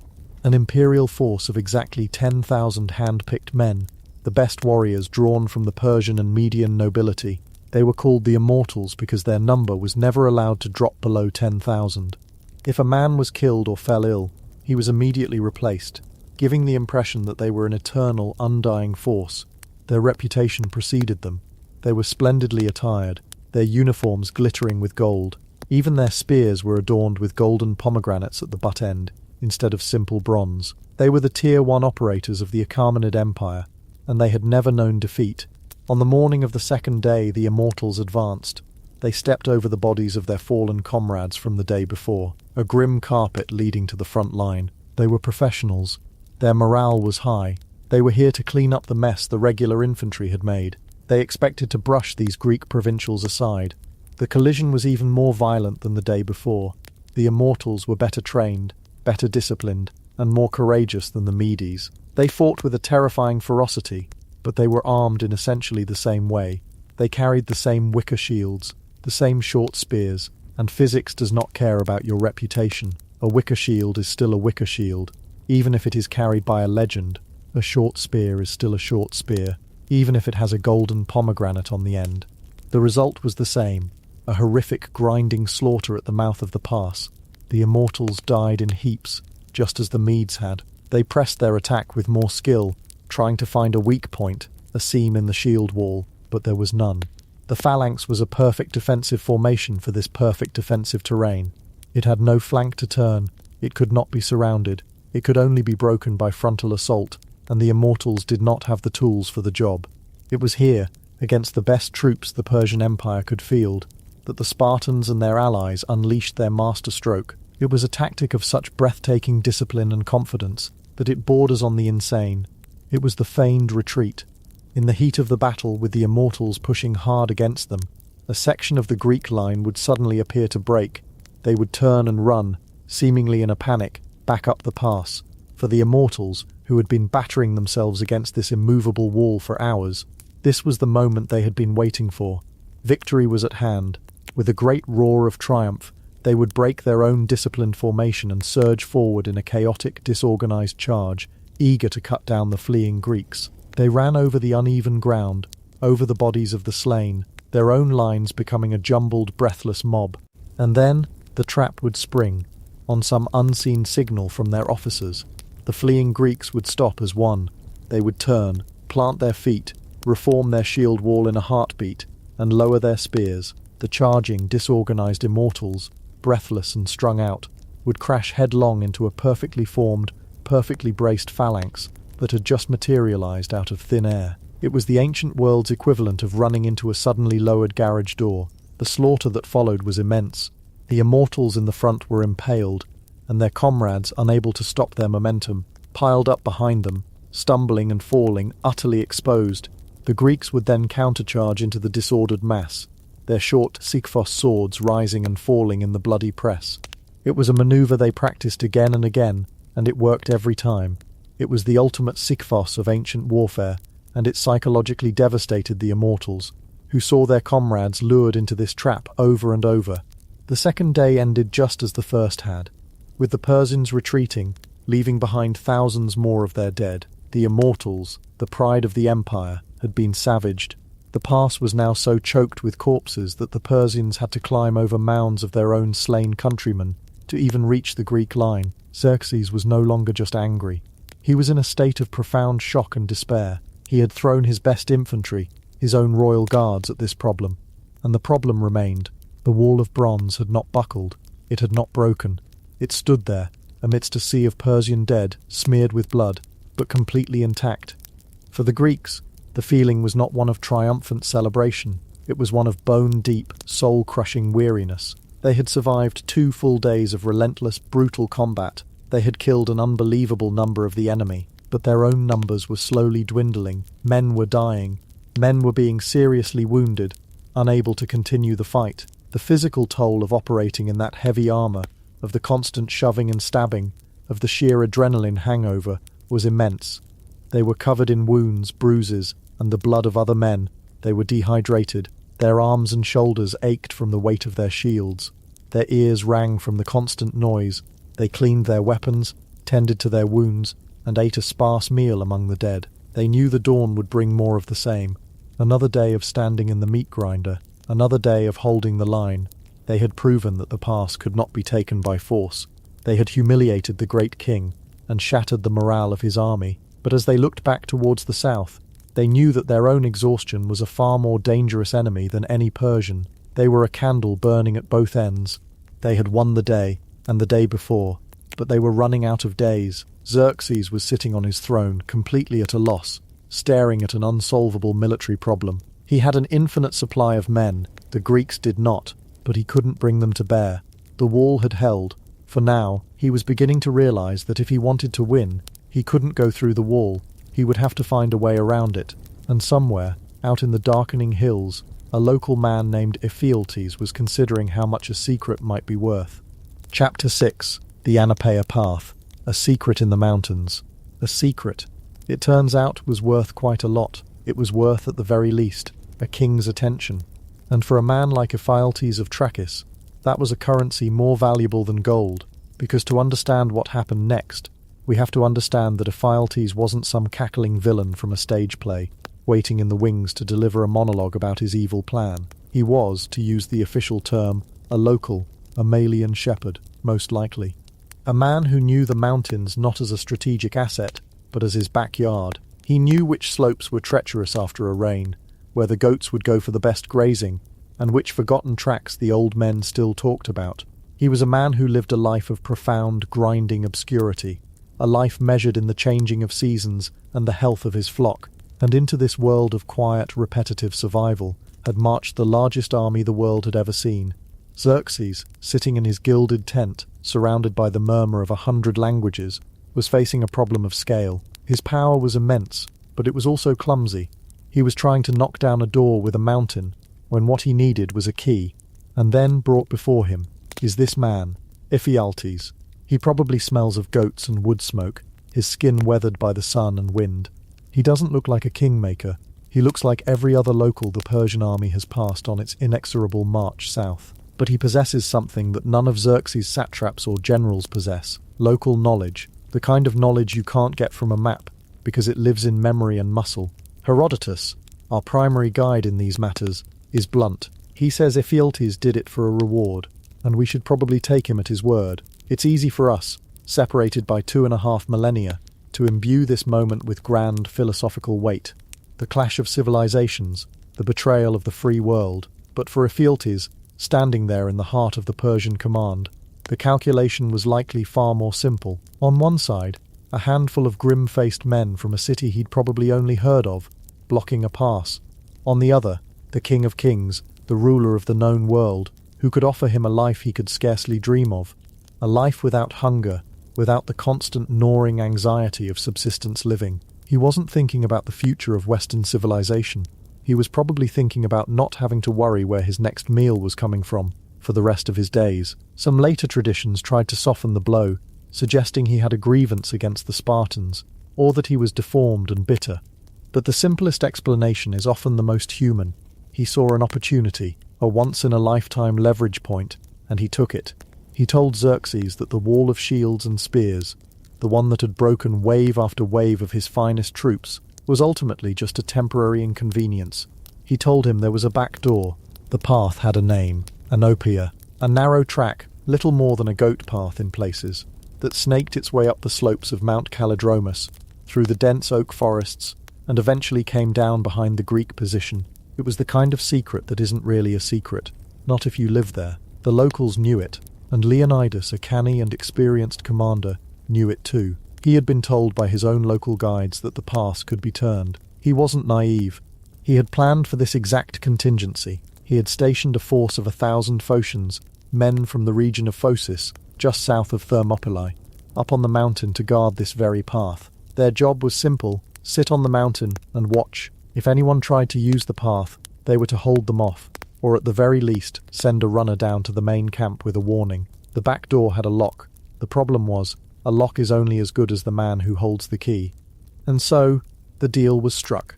The secret was sold, and now it had to be used. As the sun began to set on the third day of the battle, casting long shadows from the cliffs, a quiet order was given in the Persian camp. A select force was to be assembled. Xerxes didn't choose just any troops for this. He chose his best, the elite, the 10,000 men known as the Immortals, under the command of their general Hydarnes. These were the Praetorian Guard of the Persian Empire, a hand-picked corps of professional soldiers, famed for their discipline and their elaborate, intimidating apparel. The name Immortals came from a simple piece of battlefield logistics. Their number was kept constant at exactly 10,000.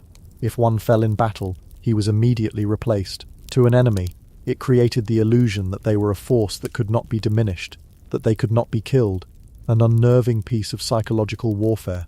As dusk settled, a time Herodotus calls about lamplighting time, this silent, deadly force began to move. They didn't march out of the main camp with fanfare. They detached themselves from the great mass of the army and melted into the foothills. The first part of their journey took them along the Asopos River, the sound of the water masking the quiet tramp of their feet. And then, as true darkness fell, they began to climb. Imagine that climb. There is no moon, or perhaps only a sliver, its light swallowed by the thick canopy of the oak forest that covers the mountain. The Immortals are moving in single file, a long, silent serpent of men, winding its way up the Anopaea path. They are laden with their gear, the wicker shield, the short spear, the bow and quiver, the dagger at their hip. Their scaled armour, which would have glittered in the sun, is now just a dull, heavy weight on their shoulders. The air grows cooler as they ascend, a damp mountain chill that feels a world away from the hot, dusty plain below. The only sound is the soft crunch of 1,000 leather sandals on loose scree, the occasional rustle of a branch pushed aside, the quiet, controlled breathing of superbly fit men undertaking a grueling physical task. Hydarnes is at the front, led by Ephialtes himself. Ephialtes isn't a soldier, he's a guide. His value is his knowledge of every twist and turn of this path in the pitch black. He knows where the footing is treacherous, where the path forks, where it levels out. For the Immortals following him, this is an alien landscape. They are men of the wide open plains of Mesopotamia, of the grand imperial cities.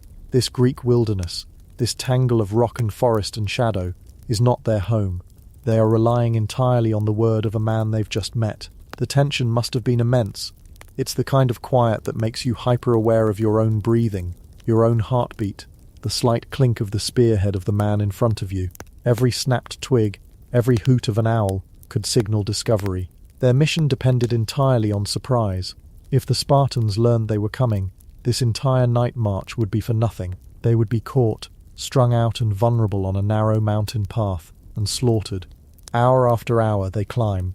The path is relentless. It rises steeply, forcing them to lean into the slope, their calf muscles burning. It is a testament to the discipline and physical conditioning of the Immortals that they could make this march, in darkness, in full gear, and maintain silence.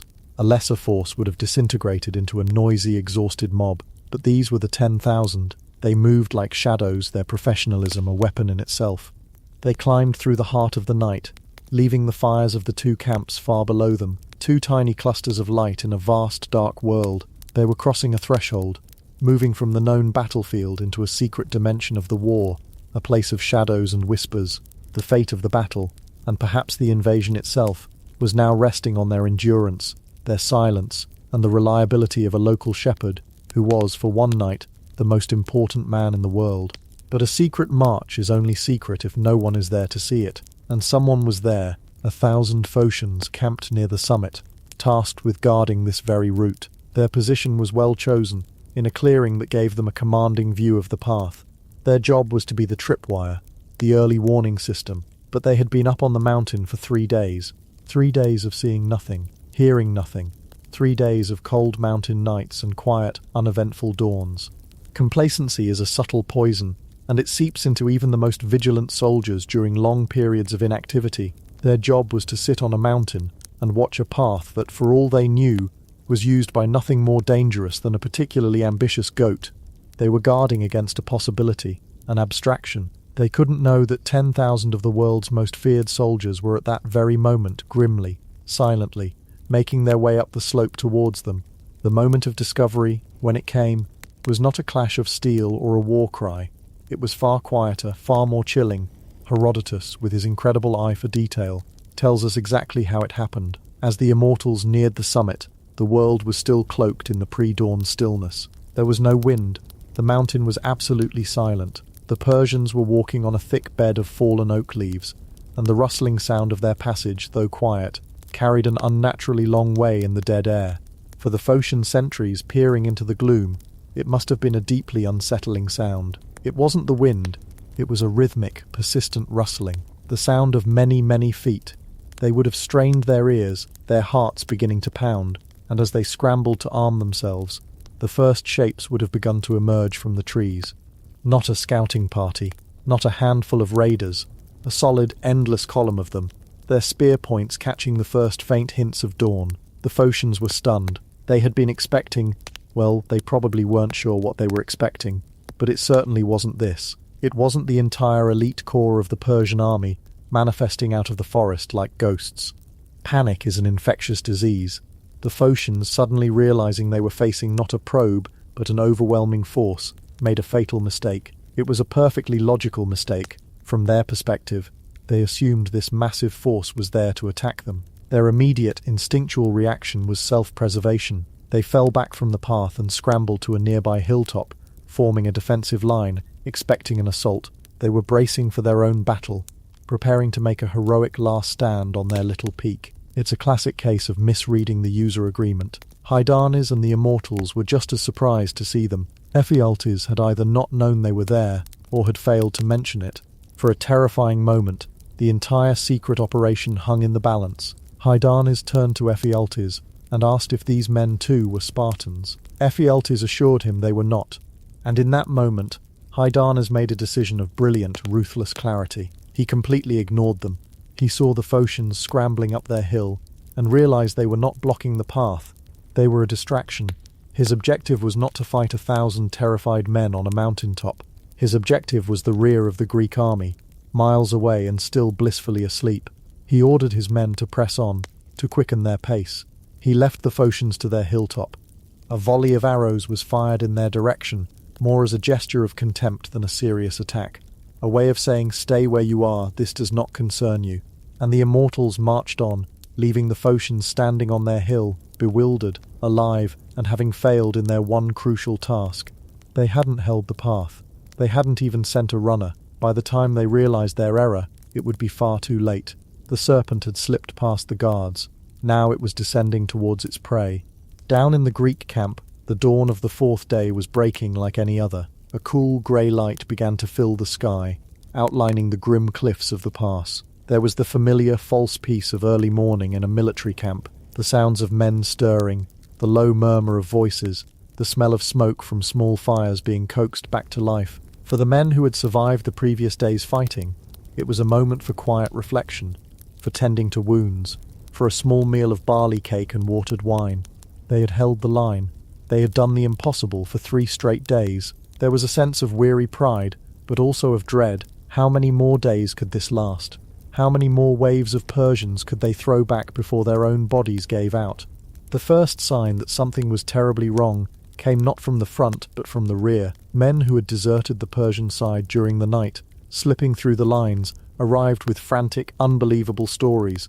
A massive force, they said, had marched into the mountains during the night. The stories were probably dismissed at first. Rumours are the background noise of any army. But then came the second sign, far more undeniable. Leonidas had posted lookouts on the high ground around the camp. As the sun rose, its light catching the tops of the mountains first, they saw it, a river of men, a torrent of bronze and iron, flowing down the mountain path behind them. It was the Immortals, making their final descent from the Anopaea path. The lock had been picked. The back door was wide open.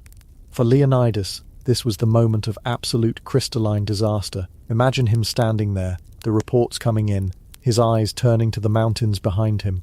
Every strategic calculation he had made, every ounce of blood his men had shed to hold that narrow frontage, had just been rendered meaningless. The hot gates were no longer a gate, they were a trap, a box, and the lid was closing. There was no panic, not from him. This was the moment a Spartan king was born and trained for, not for the glorious charge, but for the catastrophic moment when everything falls apart. He immediately called a council of war with the other Greek commanders. The situation was laid bare, with brutal simplicity. They were about to be encircled, the Immortals were descending to their rear, and the main body of Xerxes' army would soon launch a fresh assault on their front. They would be crushed between the two, a hammer and an anvil. The debate was surely short and grim. To stay meant certain death. To retreat meant that some, at least, might escape to fight another day. To warn the fleet at Artemision. To rally the defence of the cities to the south. The strategic purpose of holding Thermopylae was now gone. The pass was lost. The only remaining value was in what message their actions could send, and how much time they could buy. Leonidas made his decision. He dismissed the bulk of the allied Greek contingent. He ordered them to withdraw, to save themselves. It was not a rout, it was an order. One by one, the contingents from Corinth, from Arcadia, from the other city-states, began to pull back, to filter out of the pass while there was still time. It must have been a grim and hurried departure, a parting of comrades who knew they would never see each other again. But not everyone left. Leonidas and his 300 Spartans remained. It was, for them, unthinkable to do otherwise. Spartan law forbade retreat, but it was more than that. It was a statement. By staying, they were planting a flag, not just in the soil of Thermopylae, but in the heart of the Greek consciousness. They were demonstrating that the price of passage would be paid in the blood of a king. They were turning a military defeat into a moral victory. They were not entirely alone in this decision. The contingent of 700 Thespians, under their commander Demophilus, made the incredible choice to stay as well. They had no law forcing them to. They were free to go, but they chose to stand with the Spartans and share their fate. It was an act of loyalty and courage that is often overshadowed by the Spartan legend, but is no less profound, and a contingent of 400 Thespians also remained, though Herodotus suggests their loyalty was suspect, and Leonidas kept them there as virtual hostages. So the trap was sprung. The Anopaea path had done its dark work. As the sun climbed higher in the sky, the pass grew quieter. The great bulk of the Greek army was gone, marching south. All that remained was a small, doomed band of men. They were no longer defending a wall. They were no longer trying to stop an army. They were simply choosing the ground on which they would die. The air was still, heavy with the knowledge of what was to come. The final act was about to begin. Chapter 7. An Immortal Stand. The Last Day. And for Leonidas, the stage was now set exactly as he knew it must be. The final act of this grand, terrible play was about to begin, and he, the king of Sparta, was its lead actor, its director, and its most certain casualty. There was no longer any illusion of victory, no strategic hope of holding the pass indefinitely. That part of the story was over. The Immortals, guided by the traitor Ephialtes, were at that very moment making their way down the mountain, preparing to close the trap. The pincer was closing. For the main Greek force, this was the signal to leave, to live, to carry the story of this sacrifice back to the cities and fight again. But for Leonidas, it was the signal to stay. This decision has echoed through history, becoming the very definition of a noble sacrifice. But we must be careful not to paint it with the broad, simple brush of modern movies. This was not a purely emotional act. It was a cold, hard, strategic calculation wrapped in a thick blanket of Spartan fatalism and religious duty. Leonidas had two primary objectives now, and holding the pass was no longer one of them. First, and most practically, someone had to cover the retreat. An army in withdrawal is a messy, vulnerable thing. It's like trying to get thousands of people to exit a stadium through one gate while the other team is still trying to tackle them. It's slow, it's chaotic, and it's a recipe for a massacre. The Greek contingents needed time to get away, to pull back in some semblance of order before the Persian cavalry, which was useless in the narrow pass, could be unleashed on them in the open plains to the south. Leonidas and his men were the rear guard. They were the door being slammed shut and bolted from the inside, giving everyone else time to escape the burning building. He was sacrificing his Spartans and their allies, not just for glory, but to ensure there was still a Greek army left to fight when the Persians finally broke through. But there was another layer to this, one that is perhaps harder for our modern minds to fully grasp. It had to do with an oracle. Before the campaign had even begun, the Spartans had, as was customary, consulted the oracle at Delphi.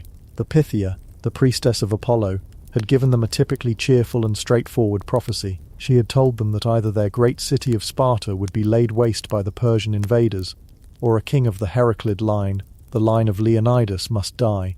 Now for us, a prophecy is a fun bit of folklore, a plot device in a fantasy novel. For a Spartan king in 480 BC, it was something closer to a legally binding consultant's report from the gods. You paid a lot for the advice.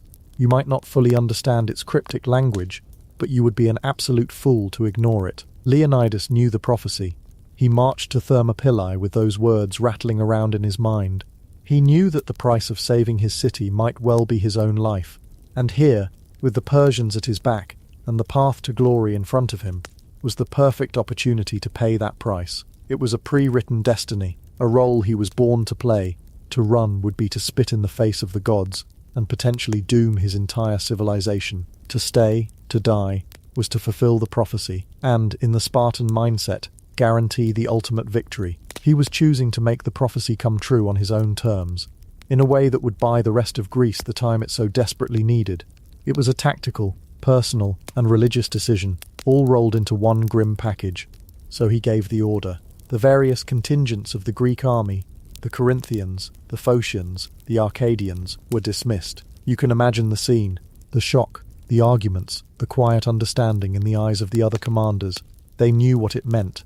They were being given the gift of life, a gift being paid for by the men who would remain.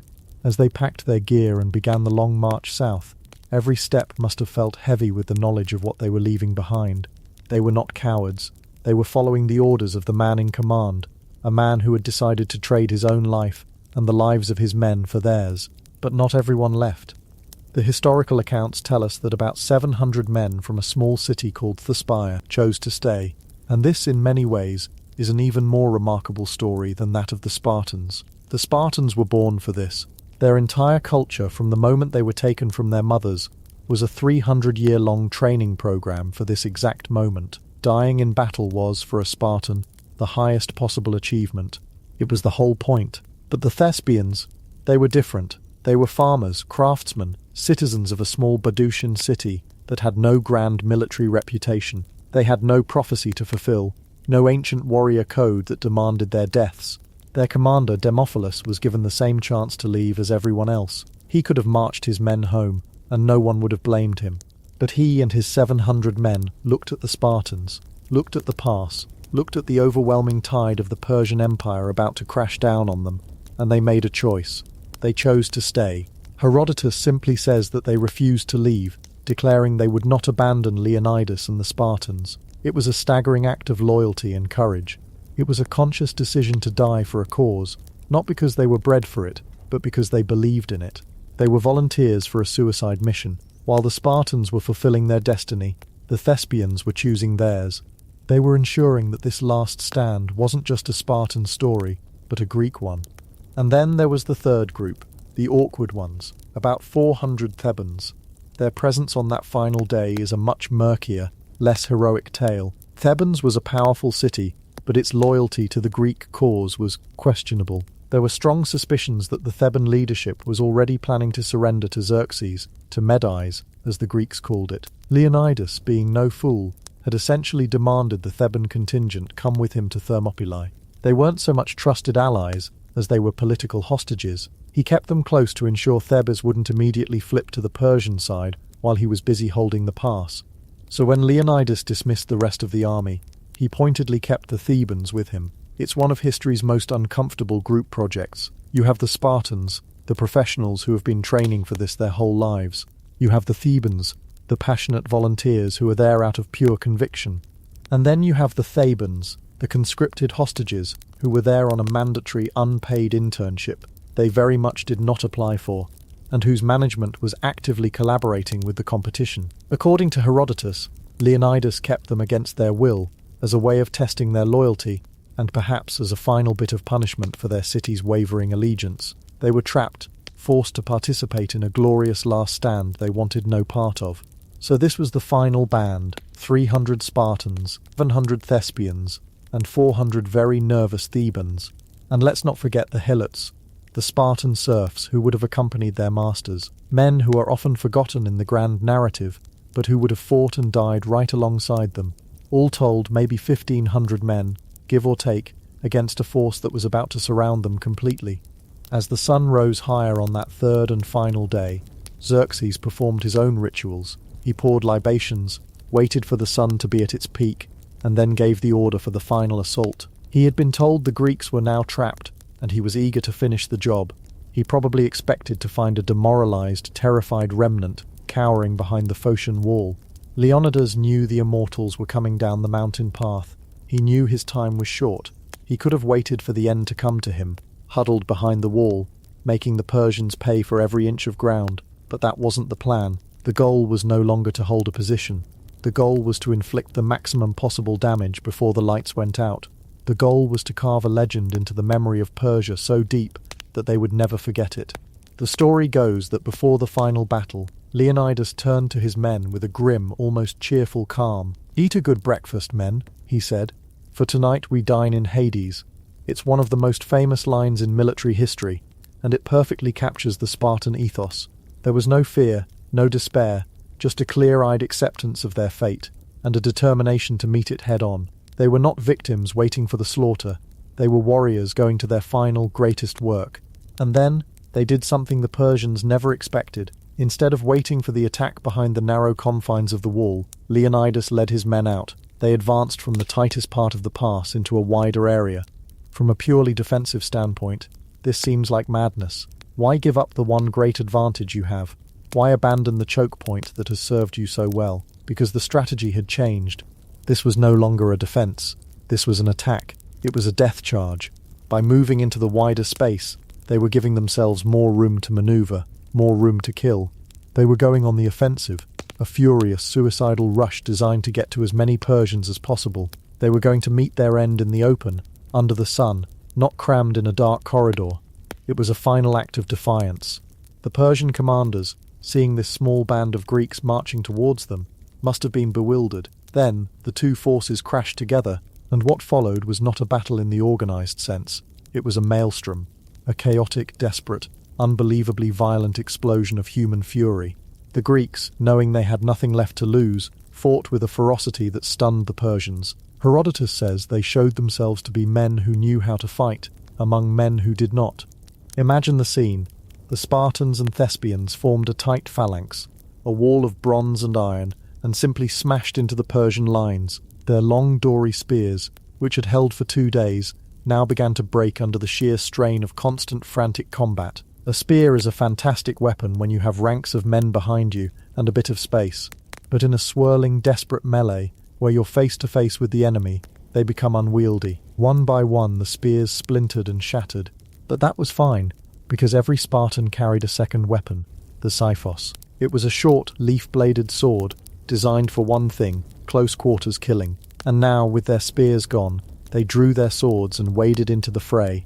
This is where the fighting becomes truly horrific, something almost beyond our comprehension. This is not the clean, choreographed sword fighting of Hollywood.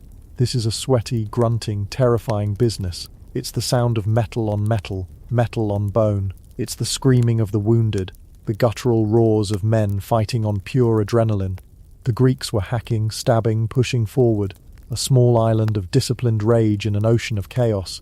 The Persian commanders had to resort to their usual management technique, whipping their own men from behind to force them into the meat grinder. Many of the Persian soldiers were conscripts from across the empire, men who had no personal stake in this fight and no desire to be on the receiving end of a Spartan sword. Crowds of them were pushed forward by the press of men behind them. Herodotus reports that many of them, with nowhere to go, fell into the sea and drowned, while even more were trampled to death by their own comrades. The Persian front ranks were dying as much from the panic of their own army as from the weapons of the Greeks. It was in this chaotic slaughter that Xerxes' own brothers, Abracums and Hyperanthes, fell. They were leading the charge, trying to inspire their men, and they ran headlong into the Greek buzzsaw. Their deaths show just how close to the action the Persian royalty was, and how effective the Greek charge had become. They were cutting their way through the rank and file, and striking at the very heart of the Persian command. And then, it happened. In the heart of the swirling melee, Leonidas, king of Sparta, was cut down. We don't know the exact details, only that he fell after fighting most gallantly. He had been the focal point of the Greek resistance, the rock around which the defence was built, and now he was gone. For the Persians, this should have been the end of it. The enemy king is dead, the battle is won, but they had once again fundamentally misunderstood who they were fighting. For the Spartans, the death of their king was not the end of the fight, it was the beginning of a new one. In the ancient Greek world, possession of an enemy's body, especially that of a commander or king, was a matter of supreme importance. To allow the enemy to take and mutilate the body of your leader was the ultimate dishonor, and so the battle for Thermopylae transformed into a new, even more desperate struggle, the battle for the body of Leonidas. A furious tug-of-war erupted over the fallen king. The Persians surged forward, trying to drag his body away to present it as a trophy to Xerxes. The Spartans and Thespians formed a protective circle around him, pushing the enemy back with a renewed, grief-stricken fury. Herodotus says that the Greeks had to drive the Persians off 4 separate times. It was a brutal, close-in scrum, men fighting over a single spot on the ground with an intensity that bordered on the superhuman. They were no longer fighting for Greece, or for freedom, or for strategy. They were fighting for their king, for their brother in arms, to ensure he would have an honourable burial and his body would not be defiled. It was during this frantic struggle that they showed their true Spartan training. Despite the chaos, despite their grief, they remained a cohesive unit. They managed to recover not only Leonidas's body, but also the bodies of many of their other high-ranking dead, dragging them back as they themselves were slowly, inevitably, forced to retreat. Word must have reached them then that the Immortals had arrived. The trap was finally shut. The Persians under Hydarnes were now at their rear. They were completely surrounded. The end was no longer coming. It was here. The remaining Greeks, a battered, bloodied and exhausted handful of the original force, knew there was nowhere left to run. Led by the Spartans, they made their last tactical decision. They retreated from the wider part of the pass and fell back to a small hillock within the pass, known today as Colonus Hill. This was it, their Alamo. Their backs were, quite literally, against the wall of the hill itself. Here they would make their final stand. The account of what happened on that hill is the stuff of pure legend. Herodotus says that here they defended themselves to the last, those who still had swords using them, and the others resisting with their hands and teeth. Let that sink in for a moment. Resisting with their hands and teeth. The battle had devolved past the point of sophisticated weaponry, past the point of organized tactics, into something primal. It was the last, most basic human instinct to survive, to fight, to resist, even when there is no hope. They were biting, scratching, clawing at the soldiers coming up the hill. Their swords were broken, their shields were shattered, their bodies were screaming with wounds and exhaustion, but they would not stop. The Thebans, however, had a different idea. Seeing that the situation was now irrevocably, absolutely hopeless, they made their move. The group of 400 Thebans broke off from the main Greek force, threw down their weapons, and advanced towards the Persians with their hands up. They shouted that they were surrendering, that they had been forced to fight against their will, that they were actually friends of the Persians. For most of them it worked. Their lives were spared, though Herodotus notes with a grim satisfaction that many were killed by the Persians before their surrender was accepted, and the rest were branded with the king's mark as slaves. They chose life, at the cost of honor. It is a choice that is easy for us, in our comfortable world, to judge, but in that moment, facing annihilation, it is a profoundly human one. But on the hill, the Spartans and the Thespians made a different choice. Xerxes, seeing the unbelievable resistance from this tiny band of men on the hill, and unwilling to sacrifice any more of his soldiers in hand-to-hand combat, made a final, practical decision. He ordered his archers forward, all of them, and so the sky went dark. The Greeks on the hill looked up to see a black cloud descending upon them. It was a storm of arrows, thousands upon thousands of shafts of wood and bronze, fired in high arcs to rain down on their small position. There was no defence against this. There was nowhere to hide, no way to fight back. All they could do was stand, or kneel, or lie among their fallen comrades, and wait for the end. The sound would have been a terrifying hum, growing into a roar, like a million angry insects, followed by a series of soft, deadly thuds as the arrows found their mark. The Persian soldiers' boast from the first day, that our arrows will block out the sun, had been met with the famous Spartan reply from Xerxes, "Good, then we shall have our battle in the shade." Now, on that lonely hill, those words became a terrible final reality. They had their battle in the shade, a shade created by the instruments of their own death. One by one, the last of the defenders were struck down. The defiance, the roaring, the clash of metal, all of it faded, replaced by the relentless whisper and thud of the arrows, until there was only silence. The Battle of Thermopylae was over. The Spartans and the Thespians were gone, buried under a blanket of Persian arrows and their own dead. From a purely military perspective, it was a crushing defeat. The pass was taken. The defensive line was broken. The road to Athens and the heart of Greece was now wide open for Xerxes' army to march through. Xerxes had won, but as the Persian king walked through the pass, surveying the carnage, he must have felt a cold knot of dread in his stomach. He asked his men to find the body of Leonidas. When they brought it to him, he gave an order that shocked the Persians themselves with its barbarity. He ordered them to cut off the king's head and impale his body on a stake. It was an act of pure vindictive rage.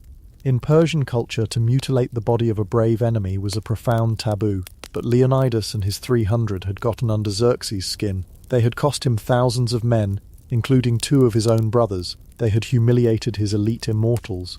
They had, for 3 days, made the master of the known world look like a fool, and Xerxes, in his fury, broke his own codes of honor to desecrate the body of the man who had defied him.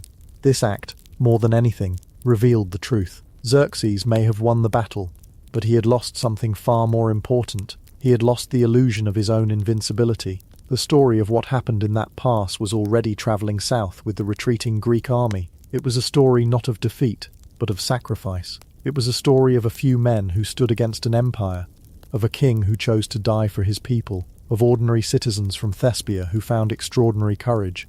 What died on Colonus Hill was a small band of warriors, but what was born in that same moment was a myth, a legend that would galvanize the rest of Greece. The story of Thermopylae became a rallying cry. If so few could do so much, what could the combined might of all the Greek cities do?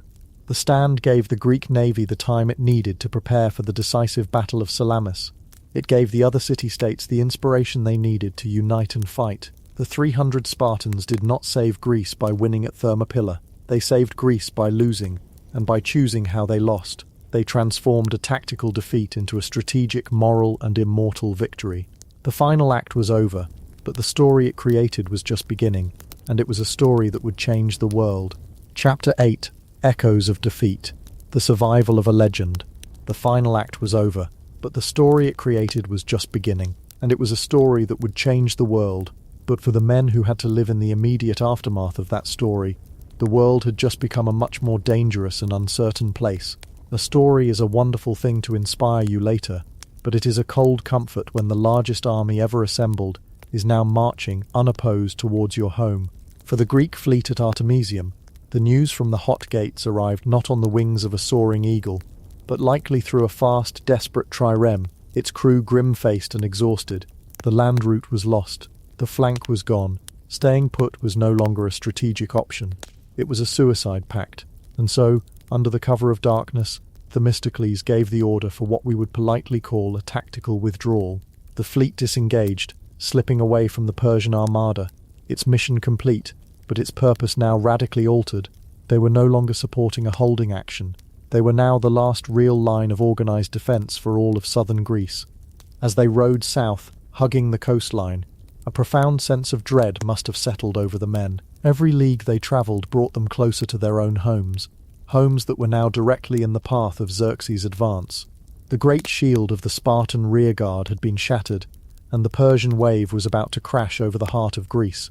The first cities to feel this were the ones that had dared to stand with the alliance, Thespia and Plataha. They were not just conquered, they were erased, burned to the ground, their people scattered or enslaved, a brutal message sent to anyone else who might be considering resistance. This wasn't a war of gentlemen's rules, this was a war of annihilation. And then, the great king's eyes turned towards the ultimate prize, the city that had been a thorn in his side since his father's day, the city whose burning had started this whole affair. Now, You have to understand the Athenian position. They were the champions of the newfangled idea of democracy, a source of immense pride, but they were not Sparta. Their power was on the sea, in their ships, their wooden walls, as the oracle at Delphi had cryptically prophesied. The Athenian leader, Themistocles, a brilliant and wily politician, perhaps one of the first truly modern politicians, understood this prophecy not as a call to build a big fence, but as a directive to trust their navy. He argued, cajoled, and convinced his fellow citizens to do the unthinkable, to abandon their city. Can you imagine that debate?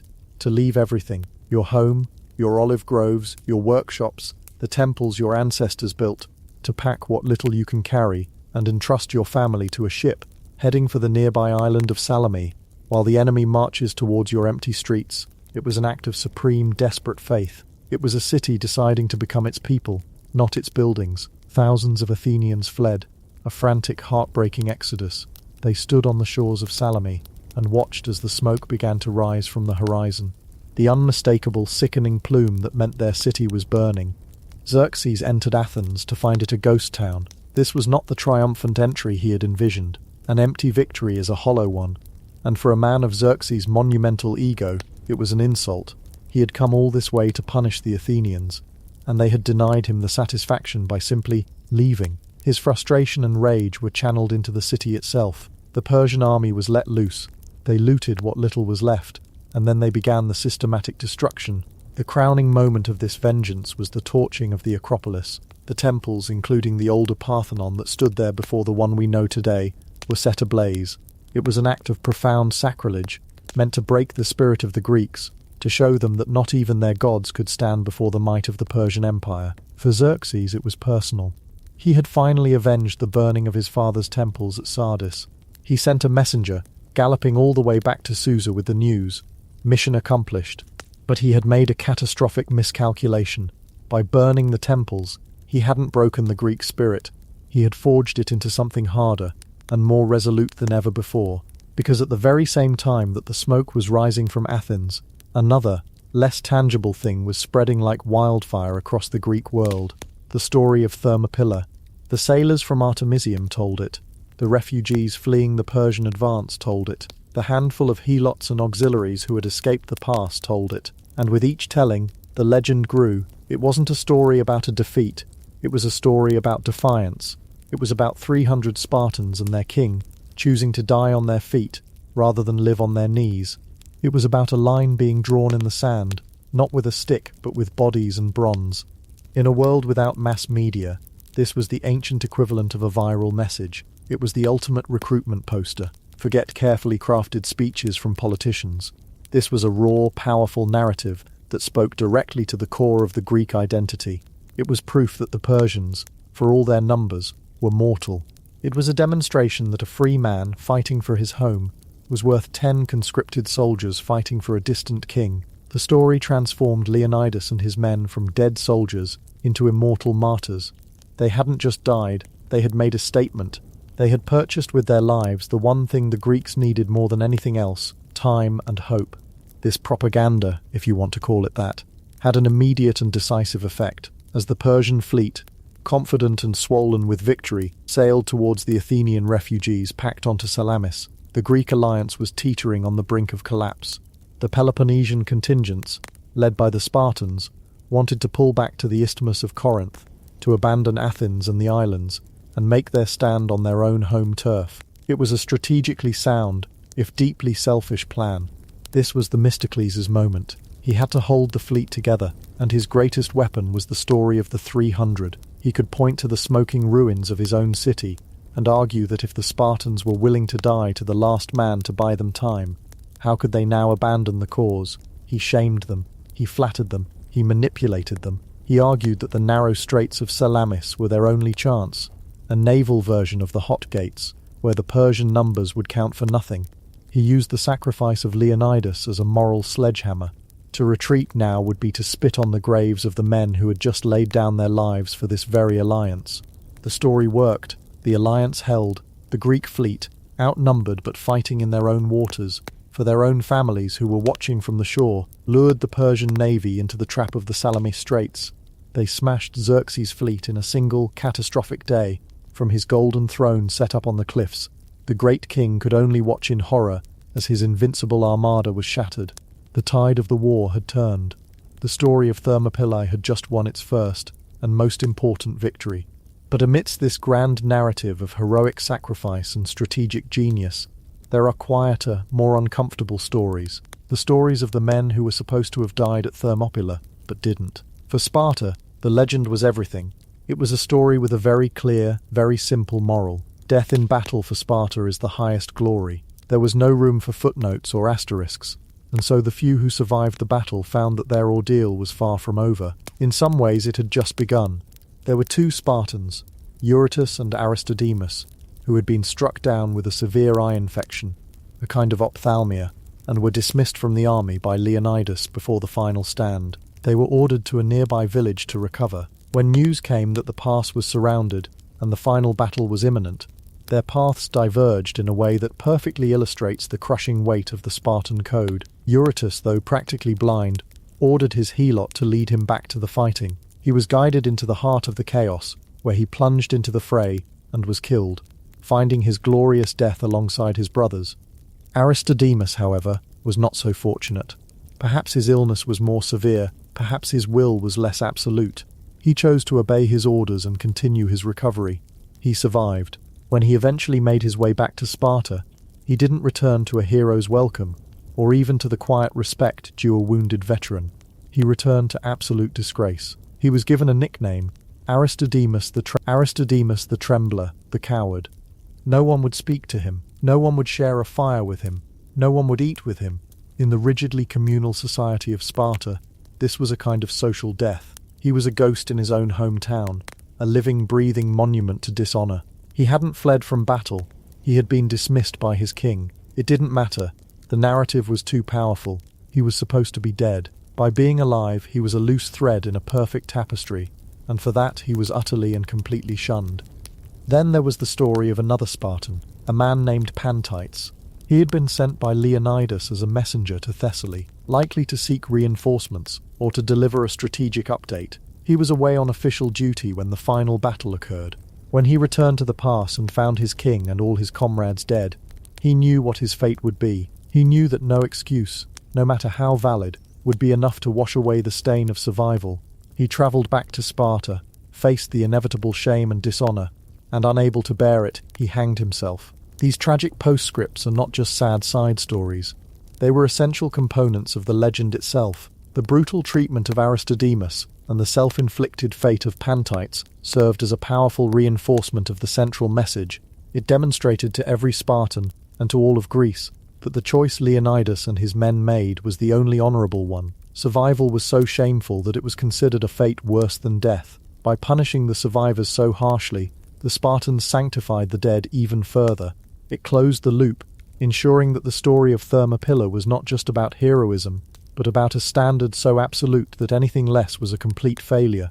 After the disaster at Salamis, a humbled Xerxes retreated back to Persia, leaving his general Mardonius with a still enormous land army to finish the job. The next spring, the final reckoning came. The united Greek army, with the largest Spartan contingent ever assembled at its core, met Mardonius on the fields near the town of Plataea.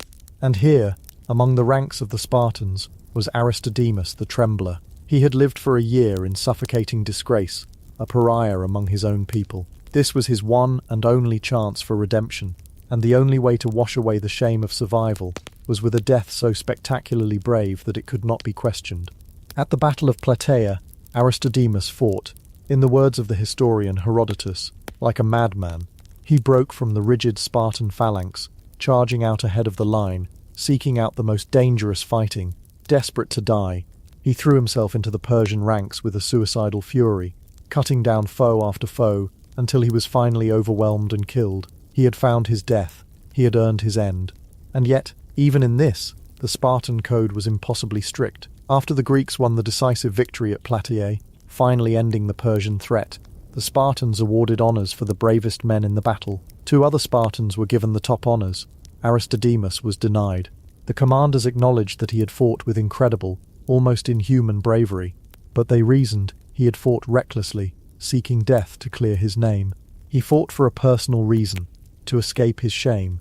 not purely for the glory of Sparta. The others, who had fought with disciplined courage and a desire to live and continue fighting for their city-state, were deemed more honourable. It's a chilling piece of logic, a glimpse into a mindset so alien to our own. Even in his heroic death, Aristodemus was given a final, quiet rebuke. But the war was won. Greece was safe, and the survival of the 300 was complete. They hadn't survived in body but in spirit. Their story became the founding myth of Western civilization, a tale of free men standing against an empire, of quality over quantity, of sacrifice for a greater good. At the pass of Thermopylae, a monument was eventually erected, bearing the famous epitaph by the poet Simonides, an inscription addressed to anyone passing by from Sparta. "Go tell the Spartans, stranger passing by, that here, obedient to their laws, we lie." It is a masterpiece of understatement. It doesn't speak of glory, or battle, or roaring Persians. It speaks only of duty, of obedience to the laws. For a Spartan, that was everything. They were ordered to stand, and so they stood. They were ordered to die, and so they died. It was as simple and as profound as that. The survival of Sparta and of Greece was never truly about the physical defense of a narrow pass. It was about the creation of an idea that proved to be more durable than stone and more powerful than any army. The 300 men who fell at Thermopylae lost a battle, but in doing so they forged a legend that armed the soul of their people. They ensured that even in the face of overwhelming odds, the memory of their stand would echo through the ages, a quiet but persistent whisper that defiance is never futile, and that some defeats are the most profound victories of all. The bodies were gone, buried under 2.5 millennia of shifting earth, but the story, their true and lasting legacy, survived, and it has never been forgotten.